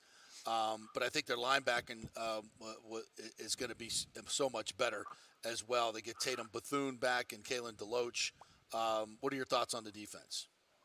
My concerns with the defense is that there's just certain things they just still don't do well. They don't defend bunch sets well. There was a big story on those 24/7. I think they were 104th in yards allowed when teams line up in bunch sets, which, every team's got 3 wide receiver bunch sets now. And that's there's a litany of reasons why that's happening. But I guess my biggest concern is how they still don't have another Fabian Lovett in the wings, because when Lovett wasn't out there last year, they just struggled against the run game. Teams could just run on him at will, and he's a very good player. I don't want people think I don't think Fabian Love is he's a solid player. He's a solid guy. You shouldn't be that reliant on one guy that isn't Lawrence Taylor, basically. Right. Yeah, exactly. And that's my one issue is that they're going to have to show that they can actually get after it on run defense because teams run the ball a lot in college football. It's not like the NFL where it's where the running game is coming. Teams run a lot in college football. They run with the quarterback. They run with multiple sets. They like to. The running game is a big part of is a big play offense in college football. So, are they a 10-win team? Absolutely. Here's the question: are they a 12-win team though? That's the hardest jump is from 10 to 12. Right. That's where the difficulty comes in. That means you got to get on the road and beat Clemson. I thought Clemson was a much more beatable team last year than I do this year. Oh yes. Because they've Dabo realized that just promoting within wasn't going to work. He realized he needed some new coaches. They brought back in Jeff Scott, who fits what they do. We joke about Jeff Scott. Obviously, he was a disaster at USF, but he has a certain role at Clemson that is get talent, which he does very well for them. So I'm not sure exactly what the potion is over there, but it works for them. So. Yeah, Clemson's going to be much tougher this year than they were last year. Last year I thought they were very beatable, and FSU just had a terrible, 10-minute stretch, last 5 minutes of the first half, first 5 minutes of the second half where they gave up, 21 points or something close to that. Yeah. And they lost that game. So, but the schedule, after September, the schedule is quite easy. The schedule is very friendly. Yeah. You can't complain. I mean, even if they stumbled against LSU or Clemson, there's no reason they should not win their final 8 games unless Florida is better than we think or, they're better in the running game than we think or Graham Mertz is a little better than we think. I think Miami's a team you're going to talk about next year. I think they'll be better this year. They're certainly going to be better in the things that Mario wants them to do, which is be physical up front and run the football. One of the freshman tackles they recruited is going to start. I mean, both of them look like $1 million, but they did a good job in the portal and just getting bigger up front, and retooling that line. That's the one thing that he's not going to deal. He's not going to deal with having an underperforming line very long. No. So. And I want to kind of get your thoughts, too, because we talked about Florida State, and I think they're going to be a player for the playoff, hopefully. But some of these other teams, and I know preseason polls are usually meaningless, and it always looks different at the end. But I'm curious to get your take on some of these teams that are being, ranked pretty high right now in a lot of these polls. And, are you a believer in the Tennessee era with Joe Milton? Are you buying that Texas is finally going to figure it out this year as we continue to rank them high? Which of these teams up front do you think is being maybe a little bit overvalued or maybe undervalued so far? I buy Tennessee to an extent. I certainly think they're a very good team. I think Josh Heupel has, his ability to play call and the offense that he brings in is something that they needed for a very long time. They just needed to be more explosive on offense. Obviously, again, their concern is going to be, have they improved enough on defense to stop teams? I mean, they gave up, 70 to South Carolina? Yeah. They gave up, even though they beat Alabama, I think they gave up 49 in that game or something. So, the idea is that they have to be able to give up less points. Florida also gashed them for about 600 yards in that game. It's just, they have to be able to stop teams a little bit better, have to play a little bit better defense to, again, jump from a 10-win team to a 12-win team. It's so hard to do. A team like Texas, I'm a believer in Quinn Ewers. If he can stay healthy, I think he's a heck of a quarterback. I think they beat Alabama last year if Dallas Turner doesn't absolutely knock him out on a roughing the passer play because they weren't going. They had no answers for what he does. So, an off season. It's still his team. It's not going to be Arch's team this year. So, are they a team that I think can compete for a top 15 finish? Sure. I think the schedule is, outside of the Bama game or in the Oklahoma game, I think the schedule is pretty winnable. I think they're, there's a couple games in the Big 12 that are tricky, Kansas State being among them. But can they go out there? Can they get to a 10-win spot? I think they can get to a 9-10 win spot. If someone has them in the top 15, I can see that. And I'll ask it for Nick. Is UCF the second best team in the state of Florida? All right, here's what I'm going to say about UCF. And you know my buddy Charles Fishbein, and we do our own podcast, and we both looked at their schedule, a while back, and I'm like, boy, this feels like a 5-win season for these guys. It's just a lot of adjustments. But I look at the magazines. The magazines are giving them sort of 7-win love. Bill Connolly, who runs the SP Plus for ESPN, I think he had them at 7.5 wins. So I'm looking at it like, can they, for me, the key game is Boise State. Can they go into Big 12 season 3-0? If they can do that, I can see a 7-5 in there. It's going to be hard, but I do like what Gus has done in the transfer portal. I think the depth issues they had that kind of crept up on him last year, he's solved. Even at the quarterback spot, you can't trust Reese Plumlee to stay healthy all season. Timmy McClain is in there. We USF fans remember him. Yep. There's another quarterback in there. They all got similar skill sets. They're all run-pass guys. So I think, these got they still have explosive players on the edge. I feel like they can get – I feel like 7-5 – is possible. I feel like it's certainly. I wouldn't push them more than 7 regular season wins, but I think they can get to 7. It's just, can they physically hold up for a full year in the Big 12? Because the Big 12 is an offensive league, and they punish defenses. They punish them up front. They punish them in the air. So, do they have enough depth on their defensive line? Do they have enough depth in their secondary to hold up for 9 straight games of that, 9 straight games of teams that are just coming at you, spread, no huddle, throw 50 times, trying to outscore you. That's a lot. Yeah, I mean, it's not too far off of what I said. 6-6. Yeah, I had 6-6, and I think that's 6-6 seems like meh. But I think in your first year of the Big 12, I think you take that. Heck yeah, especially with a new offensive coordinator. To me, the key is the Boise State game. They got to go on the road and beat Boise State. They've got to start the season 3-0.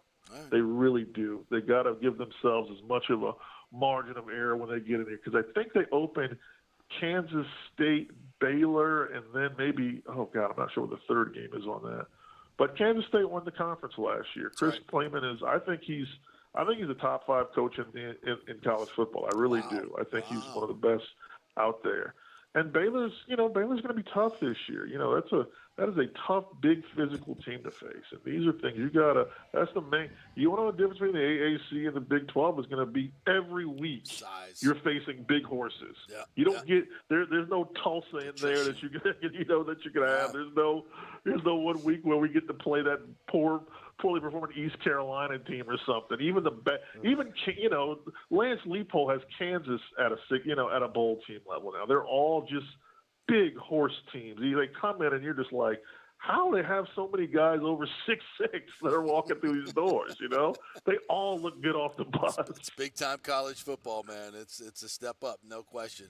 All right, Corey, how can folks get that wonderful podcast with the Fish? You and the Fish. Oh, it's the Fishcast, a play on his name, and it's available. We have wide distribution on Apple Podcasts, where most people get them at. Google, anywhere else. We've got some interviews coming up real soon with some coaches.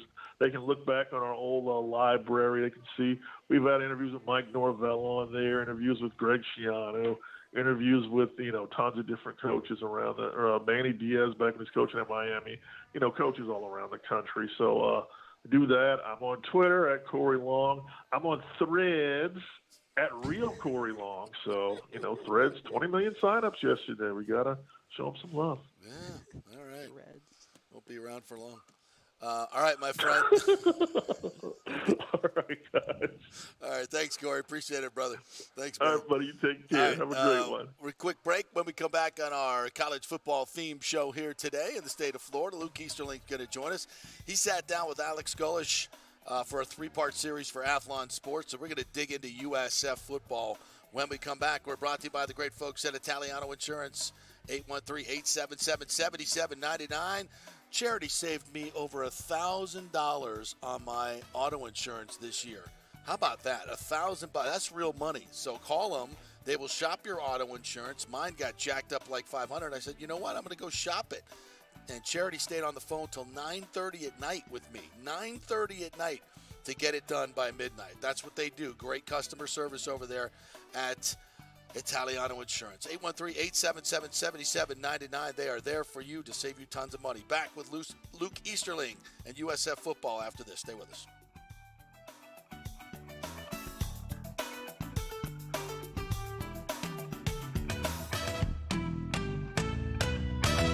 Insurance coverage can be confusing and expensive. I mean, where do you start? Which companies can you count on to pay out fast and fair?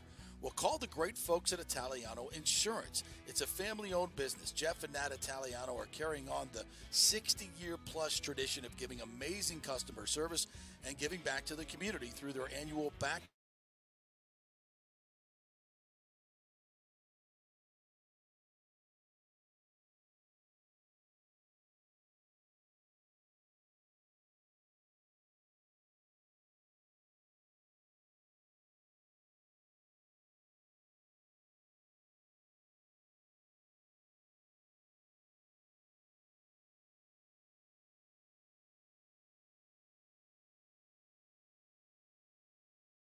pieces of your life.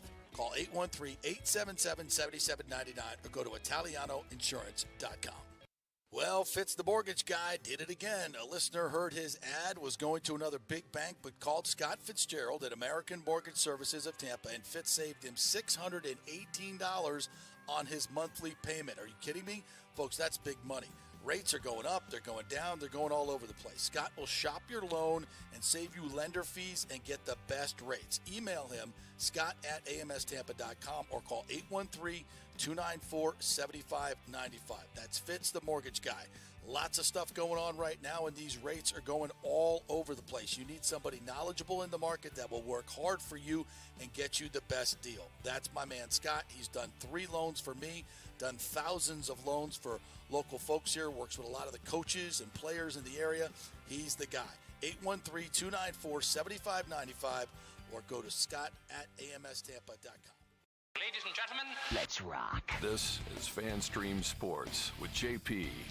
All right, welcome back to our college football preview of the Sunshine State, brought to you by our sponsors, including Extravaganza Productions Incorporated. If you have a big event coming up or a small event, a charity event, a event where you need any audio-visual help, go to the pros, Extravaganza Productions. I work with them on many, many events. We did the PPL, Pro Padel League tournament this year. They did a fantastic job with that, setting up a huge venue there. The Warrior Games, which was like an Olympic-style competition here a couple of years ago, all over Tampa Bay. Extravaganza Productions put up all the audio-visual at all those particular venues flawlessly. They are the best in the business, so if you have a small event, charity event, a birthday party, anything like that where you need some help, you can get a free creative consultation by just going there to the website, extravaganzaproductions.com.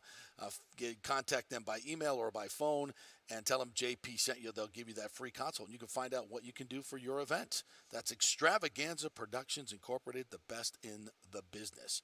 All right, let's welcome in our good friend Luke Easterling from Athlon Sports that just penned a 3-part series on USF football and their new head coach, Alex Golish. What's up, Luke? How are you, my friend? Doing great, fellas. How are you? Good, good. What kind of feedback have you gotten from the thin-skinned USF fan base? Well, that I think gets to the elephant in the room of this is yeah. I'll fully disclose that I am a USF alum. I am born and raised in this area. My dad is a USF alum. My sister is a USF alum. So I'm not going to make any attempt to hide my bias here. I think it's important to expose them when we have situations like this. So yes. I have every vested interest in watching this program succeed. So I'm not going to pretend otherwise.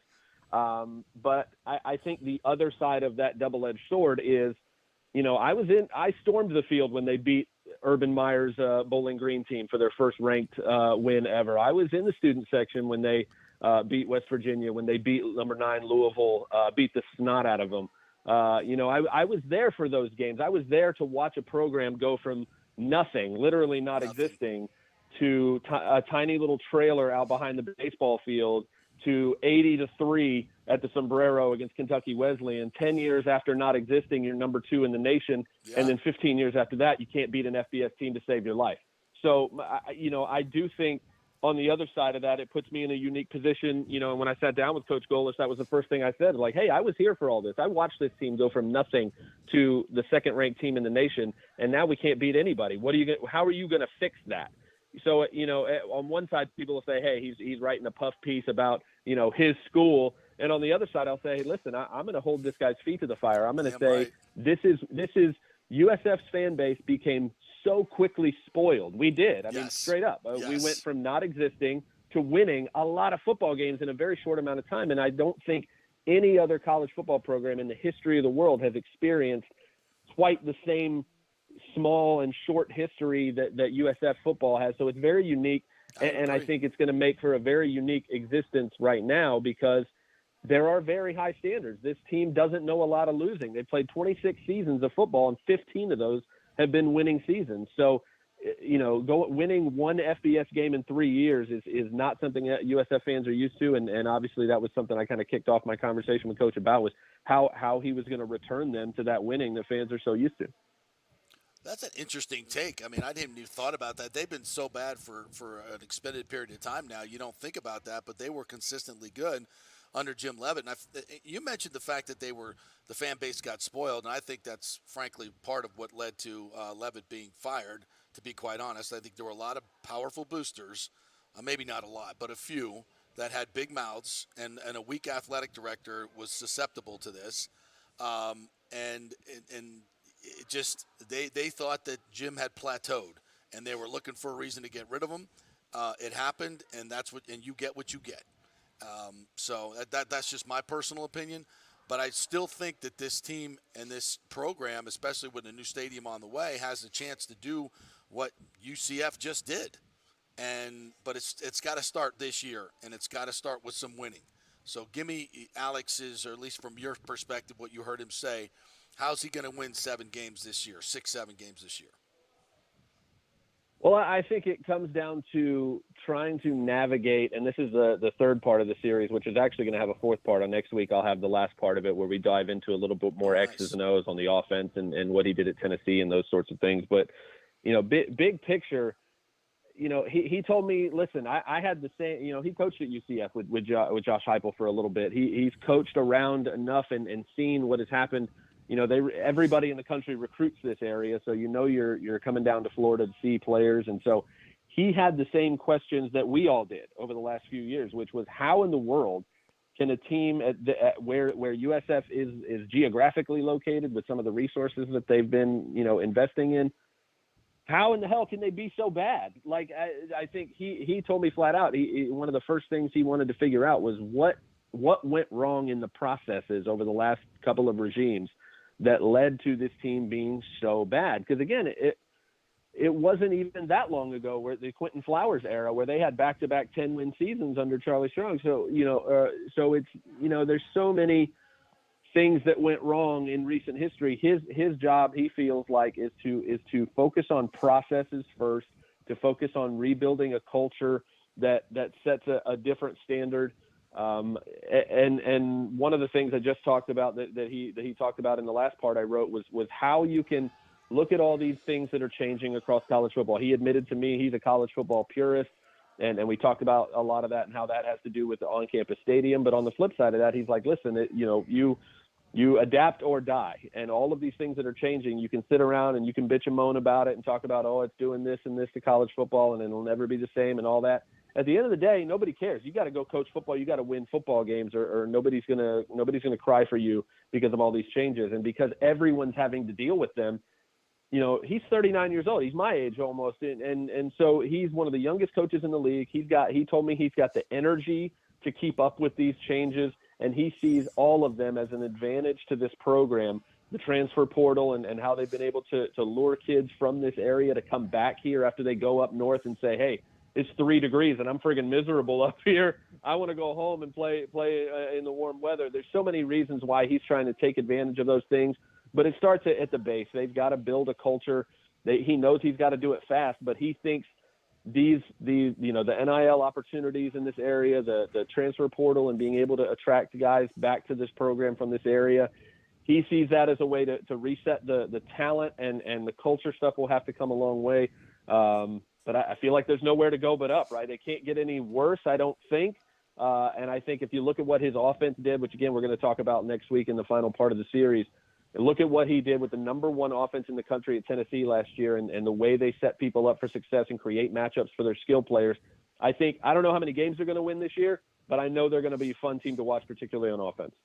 Yeah, and I think the piece that was in the Times last week was pretty illuminating about some of those things of what had gone wrong over the past 15 years, even when USF was winning and UCF was not, but UCF was sort of adapting and continuing to evolve the campus around, athletics, and USF did not do that. And it seems, at least reading through the piece and hearing Golish talk since he's been here, that, like you said, he's evolving with it and he wants that really bad. And, I go to the on-campus football stadium, and I believe he had that in his contract that had to happen if he was gonna be here. So, I mean, did you get the sense then that he's ready to embrace real change at this university to take it where it wants to be? Well, absolutely, and that's something he was clear about at the very beginning of our conversation. He was only going to take this job if he had that kind of commitment in terms of the resources and the facilities from the administration, from the boosters and those sorts of things, to give this program the resources you have to have really to compete at this level. I mean, it's a facilities race. It's a and that includes stadium, on campus, indoor facilities and practice facilities and medical facilities and all those sorts of things. And clearly the investment is there from the administration, which gave him the confidence he needed to kind of take this program where he wants it to go. So I have to say, I know USF fans keep bagging on my boys over at the Times, but there's not a lot of good to talk about right now. There hasn't been much. This program has not given anybody who writes about college football in this area much to get excited about. So that if you're upset about any negative press or anything like that, you got to win football games at the end of the day, and that's really what you're judged on. And when you win one FBS game in 3 years, nobody's going to write very many good things about you. So that's what's going to dictate this.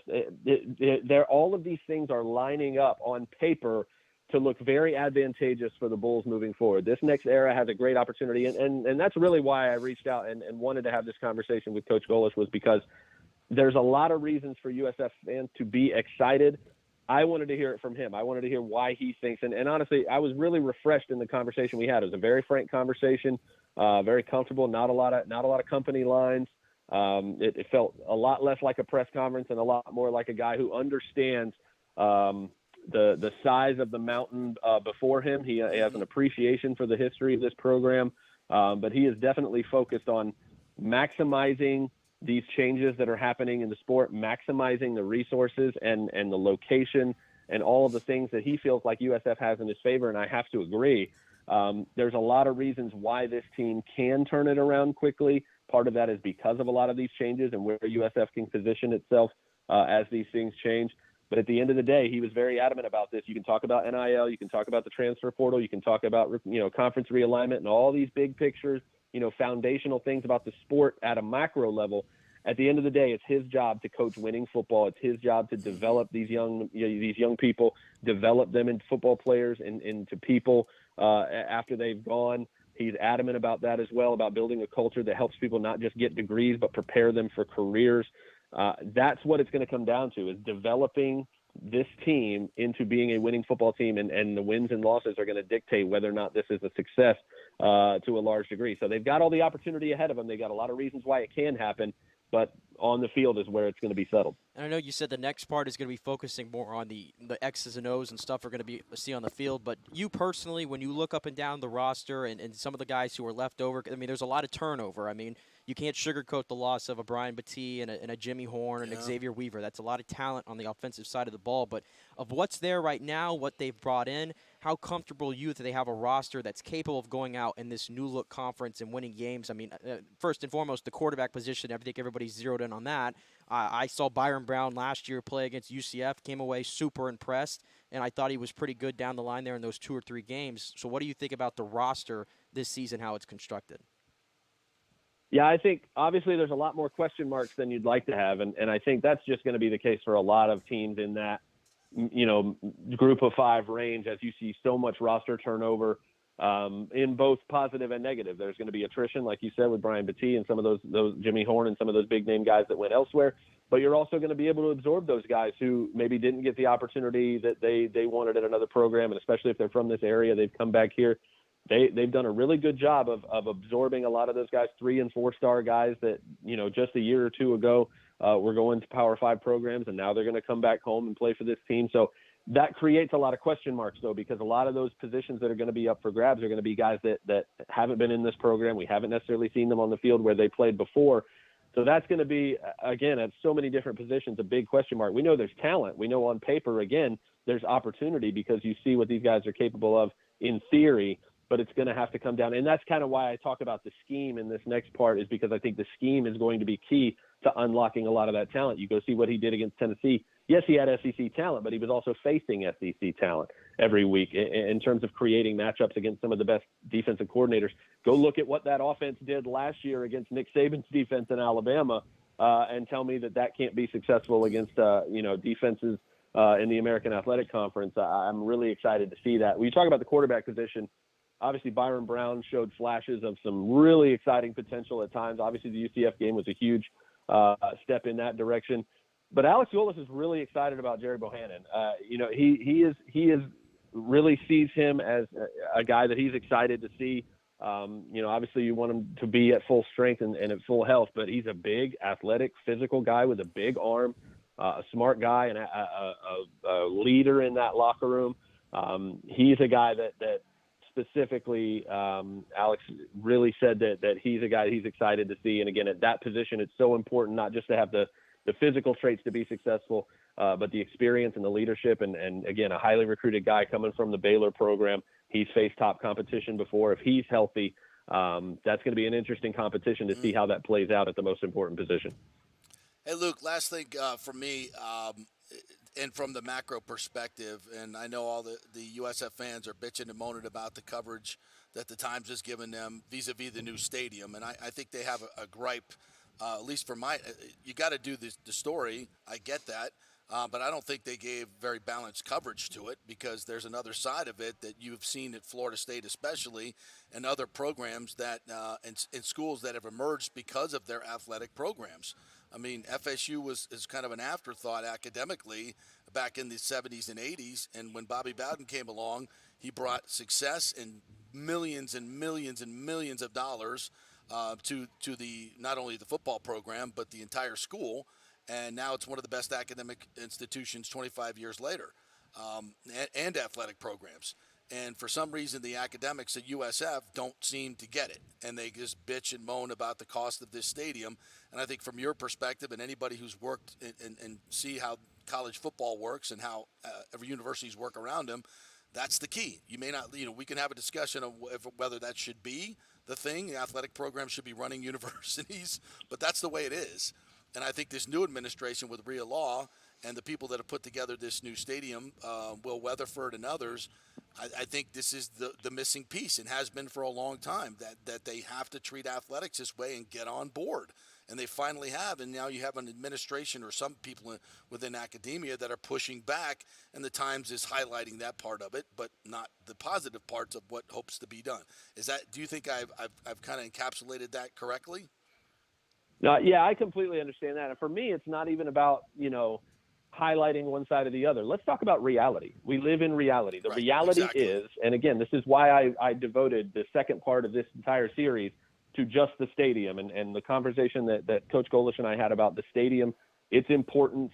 And it is a very important thing for the entire school, and particularly for the students, because he and I talked about, and again, he said he's a college football purist, right? Saturday mornings are about getting up and doing things on Saturday mornings that students do to prepare for a game at your school. What does that mean? Walking to the game on your campus. It doesn't mean having to go 14 miles, 30 minutes in traffic down to someone else's stadium to play your home games. I played 1 year of NAIA football at a tiny little school in Kentucky. We played our home games in Ohio. We had to drive to a high school field that was better than ours in Ohio to play our home games. You want to talk about a home field advantage? That is not it. And so, at Raymond James Stadium, obviously it's a very different experience. And you can have the other side of that, which is, hey, this is an allure. You get to come play in an NFL stadium. You get to see these cool things. That only goes so far in terms of the pageantry of this sport. So Alex Golesh in that part of the series was adamant. Listen, you've got to have it on your campus. It's about the students. It's about student life. It's about, he spoke about a part of it that I didn't even think about. He said he's talked to boosters and alumni who have been in this area their whole lives. They live in South Tampa and they go to the games. They haven't been on campus in 10 or 15 years. Why would they? There's no football game to go to bring them back to the campus.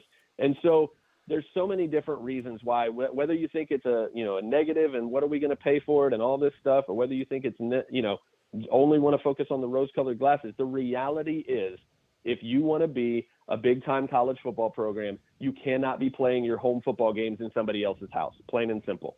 And so you can't be playing in a place with, pink seats instead of red by the time the sun gets to them halfway through the season.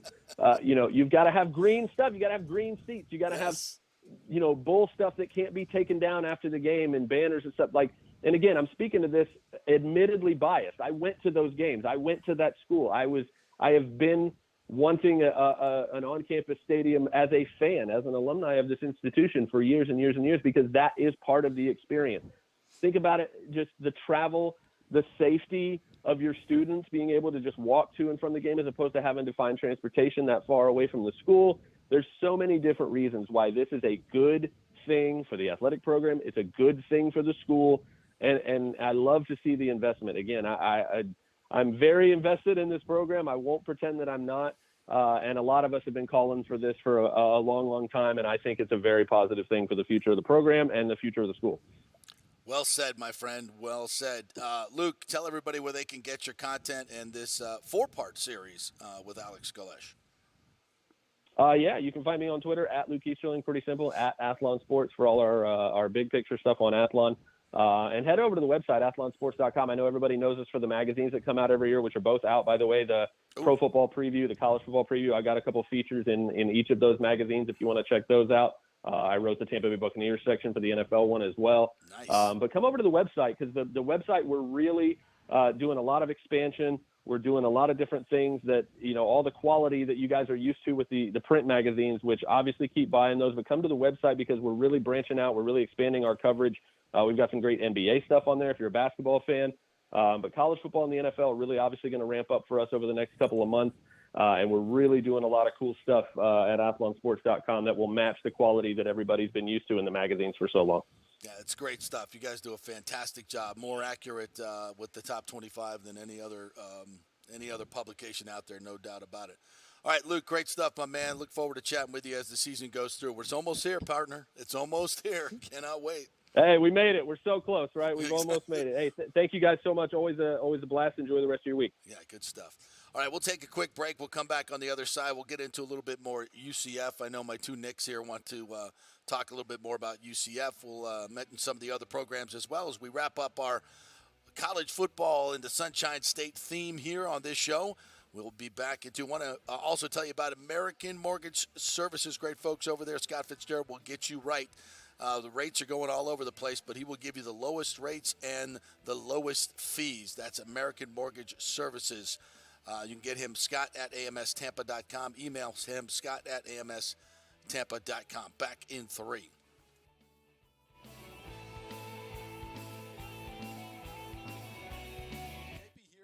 Jeeves Law Group. Have you been injured in an accident, in an auto accident, truck accident, motorcycle accident, at work, or at a place of business?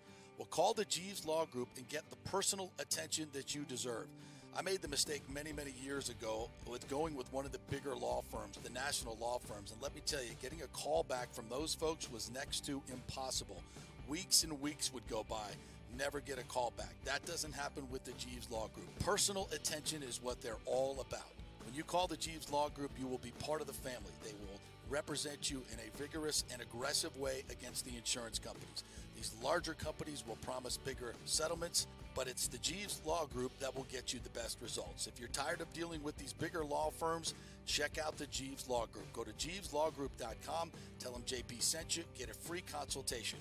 It's the Jeeves Law Group. Scott Jeeves has been representing clients in the Tampa Bay area for over 25 years. Give them a call. It's a free call, 727-894-2929, 727-894-2929, or go to JeevesLawGroup.com. Ladies and gentlemen, are you looking to lose weight or just lean up for bathing suit season where there are so many diets and chiropractors and weight loss clinics out there? You don't know where to start, right? We'll start at Bay Area Modern Medical Center. Chris Lugo, PA, and his professional staff will devise a personal plan for you that gets results and will help you keep the weight off. Everybody metabolizes food and supplements differently. Many of these other approaches are designed for the masses. So how's that going to work for you specifically? It's not. Chris will spend one-on-one time with you to find out what works best for you so the weight comes off safely without the use of harmful drugs and side effects. Call 844-977-3477 or go to BAMMC.com. Tell them JP sent you for priority scheduling. 844-977-3477 or BAMMC.com. Insurance coverage can be confusing and expensive. I mean, where do you start? Which companies can you count on to pay out fast and fair? Well, call the great folks at Italiano Insurance. It's a family-owned business. Jeff and Nat Italiano are carrying on the 60-year-plus tradition of giving amazing customer service and giving back to the community through their annual backpack drive for needy students and their support of the local pediatric cancer patients. But it's the customer service that sets them apart. They can shop all your insurance needs and save you big-time money. Don't hop on the internet and waste time looking at some bogus reviews. Talk to knowledgeable agents and not some voice-generated robot. These are confusing times for homeowners, and Italiano's team of experienced professionals can provide the right coverage for every situation. Home, auto, business, life. It's Italiano for all the pieces of your life. Call 813-877-7799 or go to ItalianoInsurance.com. Pure sports. JP is back on. Welcome back. FanStream Sports. All right, welcome back to our college football preview here in the Sunshine State. Our theme for today's broadcast. Hope you guys are having a great summer, and we are just weeks away from summer camps opening up for all these colleges. FSU will start week 0 against LSU. Is Labor Day weekend considered week 0 now, or is that week 1? I think it's like week 0, right? I don't know. Yeah. Either way, it's but going to be a hell of an opener. Either way, in Orlando, in your Camping backyard. World, crap stadium. They should play it at the bounce house, shouldn't they? Nah, you need a little bit. That's even worse. It's even worse. But they have 6 bathrooms at the bounce house. It's awful. It's awful. That new USF stadium's going to have lots of modern amenities. It does its job, JP. It did its job. You got them in the Big 12, absolutely. And one of my favorite football games I've ever seen was that's the only time I've been to the bounce house was the 2018 USF. Really? That's the only time you've been? Yeah, it's the only time I've been there. Yeah, you got to make it out to one game this year because we got some night games this year finally. Yeah, I'll go to. We're going to be on some better stations, some better primetime slots, and better competition. You don't have to go see us play Tulsa. I'll go see the Baylor game. They've already sold out like their allotment of season tickets, and really? like most of the games are already sold out. It's just like a record for this early. You wonder if that'll happen at USF when they open that new stadium. What are they looking for? 35,000 seater? 35. Yeah. I think 33, it's doable. 35 should be. Absolutely. And the guys that just signed now will play in that stadium. Yeah. Martin Gramatica's son was going to point that out. Committed. So, yeah. He's like a 5-star kicker, right? Yeah, he's one of the top 10 in the nation. They pump out kickers, don't they? They do. Who was the kid last year that he transferred out? His name is escaping me. Yeah, they've had some good kickers. No question about it. What was his name, man? The kid from Newsom. Yeah. Wow, I'm so mad I can't remember his name, but yeah, you get the point. You get the point. Yes. Our thanks to the great folks at the Golden Diamond Source Jeeves Law Group as well. We're going to talk about the Gators, Scott Jeeves' favorite team, so we'll talk about them, get that personal attention at the Jeeves Law Group.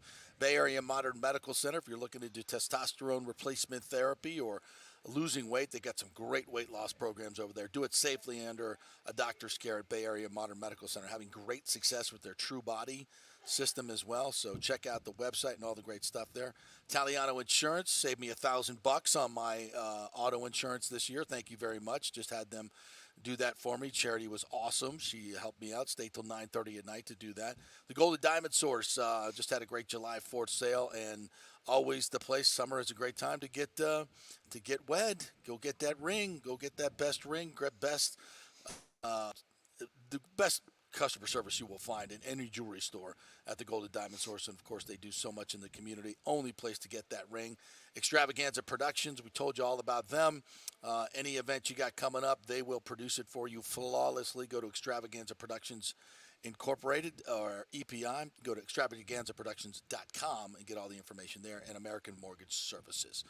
All right, let's talk a little bit about, I'm going to let you guys have the floor, my two Knicks here on UCF. You said earlier 6-7 wins is the high water mark. We'll take in a game together, all three of us, at the Bounce House this year. I'll look forward to that. Your thoughts? Yeah, I think it starts with, John Rice Plumlee returning for his last season here at UCF, and he's a bit of a, I think some UCF fans are maybe split on the production you got from him last year, but there's no doubt he's an explosive player. I can confirm that. Yeah, I tell you what, the running back, R.J. Harvey, if you're not familiar with him, I think he's going to be one of the better running backs in the country this season. Definitely a shoo-in for over 1,000 yards. Javon Baker, the Alabama transfer at wideout, is a very explosive player, and I think they're going to fit in. I don't think UCF's going to have problems scoring in the Big 12. It's can they play enough defense is typically how a UCF program kind of operates. Can they play enough defense? And I think they're going to be much more improved this year. The numbers will tell you they were better last year, even though they tailed off at the end of the season. But I think 6-6 is kind of where I'm sitting at the moment, and I would assume intern Nick probably agrees with that. Yeah, this season for me is kind of just like, if we make a bowl game, I will be happy. It's kind of more just like, let's just sit back and enjoy the fact that we're here, you know? We can build off stuff in the future, but, like, let's just sit back and enjoy the fact that we're here. I don't know. Like, they have talent, but they also have a lot of injuries. To me, they're just like the team I don't know. Like, if they could get, like, 9 wins, I wouldn't be surprised, but I'm also not going to go into the season expecting it. I'm just kind of going in of, like, I'm going to enjoy this. If they make a bowl game, I'll be happy. All right. Well, listen, stepping up in competition like this, I don't think anybody knows what the attrition is going to be like. You know, I think that's the big thing that people don't look at. It's the week in and week out. That's what makes the SEC so brutally hard. It's not just the fact that you got to play some of the best teams, but even when you're playing, Ole Miss or I won't go Vanderbilt, but Mississippi State or the teams they're big hosses. They're SEC teams. They will beat you up. And week after week, you got to bounce back and test your depth, which is something that some of the smaller schools don't really have. So that's what's going to be interesting. I think it's going to be a very interesting year for Gus. Now, of course, Gus Malzahn's coached in the SEC. He's had great success there. He knows what it's about, and he knows what he's about to get into. So that's a plus. Having a guy that's been through the rigors, who knows how to manage a team, I think is a plus for that. But it's going to be interesting. And we haven't talked a lot about Miami. Cristobal in year two, as Corey Long mentioned, his offensive line was just awful last year, and it really, really hurt them offensively. I think year two is going to be very different from them. I think they're going to play a lot of young players, so I don't necessarily think it's going to be, a 10-win season. But I think Miami can get to 7 to 8. They've got talent, and if you're a Miami fan, this isn't the year to get really excited about, even though they do every year and they win the offseason, whatever. I think it's 2 years from now and then 3 years from now where they're going to start stacking recruiting classes, and we'll see. Now, the Florida Gators with Billy Napier in year two. Anthony Richardson is gone. Graham Mertz, is the Wisconsin transfer, is in. He will battle, what's the other kid's name? Jack Miller for that starting spot. I think most people believe, it's kind of a Baker Mayfield thing. Graham Mertz, it's his job to lose. Miller obviously played in the Las Vegas Bowl, but with about a half of the roster, so I don't think he can really give a great evaluation if you're looking just at that. Mertz hit 59% of his throws at Wisconsin, had 26 picks over the last 3 years. Ricky Pearsall is back at wide receiver, but after that, it's a lot of young, talented kids. I think for if you're a Gator fan with this schedule, if you get to 5 wins, you got to be happy. Yeah, but Is I think that fair? yeah, we had this discussion probably about a month ago about preaching patience with Billy Napier right now because of what he walked into, and the recruiting has been just so phenomenal for Florida right now. Yeah. It really has. They're number been. 2 in the nation. Number 2 in the recruiting. nation Yeah. currently, I believe, for this current cycle. So you got to have patience. I think with Billy Napier, I know as fans, and especially at Florida, where it's very pressurized situation, and it's been 15 years since they've won an SEC title game. I get it. I tell you what, it has me encouraged is the running game. And I think if Florida's going to get anywhere this year, they have got to become a true kind of powerhouse running team. And if you kind of pay attention to what they've done this offseason, and I'll mention it here just a little bit, I think they're going towards that. They brought in 3 transfers on their offensive line. And one of them from Baylor, Micah Mazuka, and then 2 350-plus pound tackles, Kenyatta Goodwin from Kentucky and Damian George Jr. from Alabama. So their tackles are going to be flanked by huge guys, some kind of road warrior kind of type guys there in the line. And remember, Trevor Etienne, I think, is primed to be a special player, just like his brother is now in the NFL, Travis. Yeah. And Montrell Johnson, I think that's as good as a 1-2 punch you're going to find in the SEC. You mentioned Pearsall. I think after that, it's a little thin there, especially Xavier Hutchinson. Yeah, hit the running portal. game's going to have to carry him. But the running game's going to have to carry them because if Graham Mertz is the guy, I know some guys can revitalize their careers elsewhere, but at Wisconsin, I know that's not typically a place you expect great quarterback play. I personally saw enough there to tell me that Graham Mertz is not the guy, and I almost feel like he might – I don't know if he was probably their 1A option in the portal. I think they had to get somebody, and they might have settled on Graham. But I think, again, like I said, if they're going to get anywhere, they've got to run the football. Defensively, they get a Memphis transfer, Cam Jackson, who's 6'6", 355 up front. And they've got our man 6'5". Now he's down to 449, Desmond Watson, as the nose tackle for Florida. He was almost 500 pounds, I think. He's one of the more fun guys to watch every week. 355 and 449. I don't care how athletic they don't need to be very athletic. You better be running outside because the middle is nowhere to go for that's a couple of horses inside there. They lose Ventrell Miller and Amari Burney at linebacker. Taraja Mitchell from Ohio State comes in. Shamir James will also be there. So defensively, I think they've got some work to do. But, listen, Napier's got some talent there to work with. They brought in some good transfers recently, and, we'll see. I think best case scenario, I think it's a 7-5 football team. And I think you would, if you're a Florida fan, you would be over the moon with that in year 2, given the circumstances. I think 7-5. Yeah. I think that's probably as best you can hope for. And then when you look nationally, my friend Race Fan Gio chimed in for his Final Four. He said LSU, Ohio State, if I'm getting this correctly, FSU, Ohio State. I told him Bama and USC. He's got LSU. I say FSU. LSU, Bama, Ohio State, USC. Your usual suspects. He had Georgia out of there, huh? Yeah, no Georgia. Something tells me, people are doing this again, where I see all these rankings, and a lot of people aren't putting Georgia at 1. I think they view Ohio State and Alabama as better, but, man, I don't care what the quarterback situation there is. The Carson Beck, if he's the guy, somehow Georgia's going to find a way. Yeah. They're just the most talented loaded. team by they're all still accounts. Absolutely loaded. I think you'll see the usual suspects, but I think this year, as in the last couple of years with NIL, and people thought, the rich would just get richer in the NIL. The rich will always be rich the old way, but I think you're seeing some with NIL. Florida State's a perfect example of that. They're going to be better because they've been better in NIL, and the players that they've retained, so they're going to jump into the mix. And I still think you're going to see other teams starting to pile up more talent and less. I think it's going to water down some of the big talent at other schools. But not to the effect. I just can't wait for the 12-team playoff. When the 12-team playoff gets here, I think it's going to be so much fun.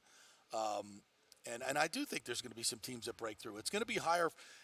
We've seen these great Ohio State teams go into the playoffs as favorites and fall flat on their face. I mean, we've seen some of these big-name teams just not deliver.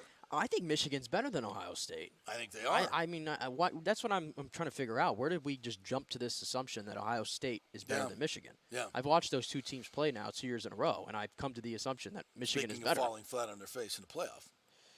A little bit. Yeah.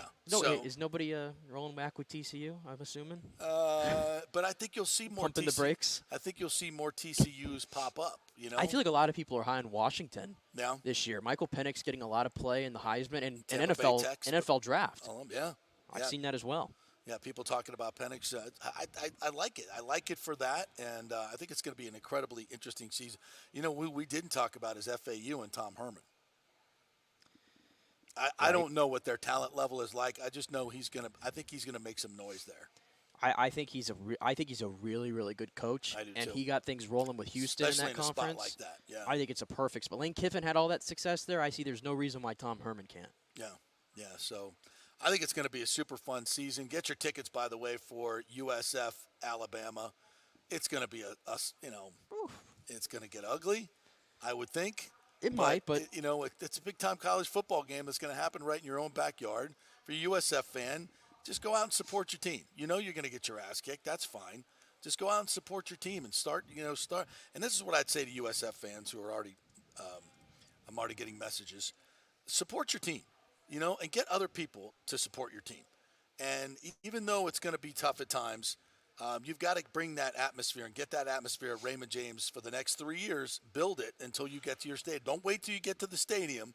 Don't wait that long. You got to get there and support your team. Create an atmosphere so Alex Golesh can go out and recruit at least some young local kids. Keep the local kids here, but they need to go to Raymond James Stadium and see an atmosphere, not a mostly empty stadium. I think he's done well communicating his philosophies to the fan base, as well as any coach that's come through there in the last whatever years. Mm-hmm.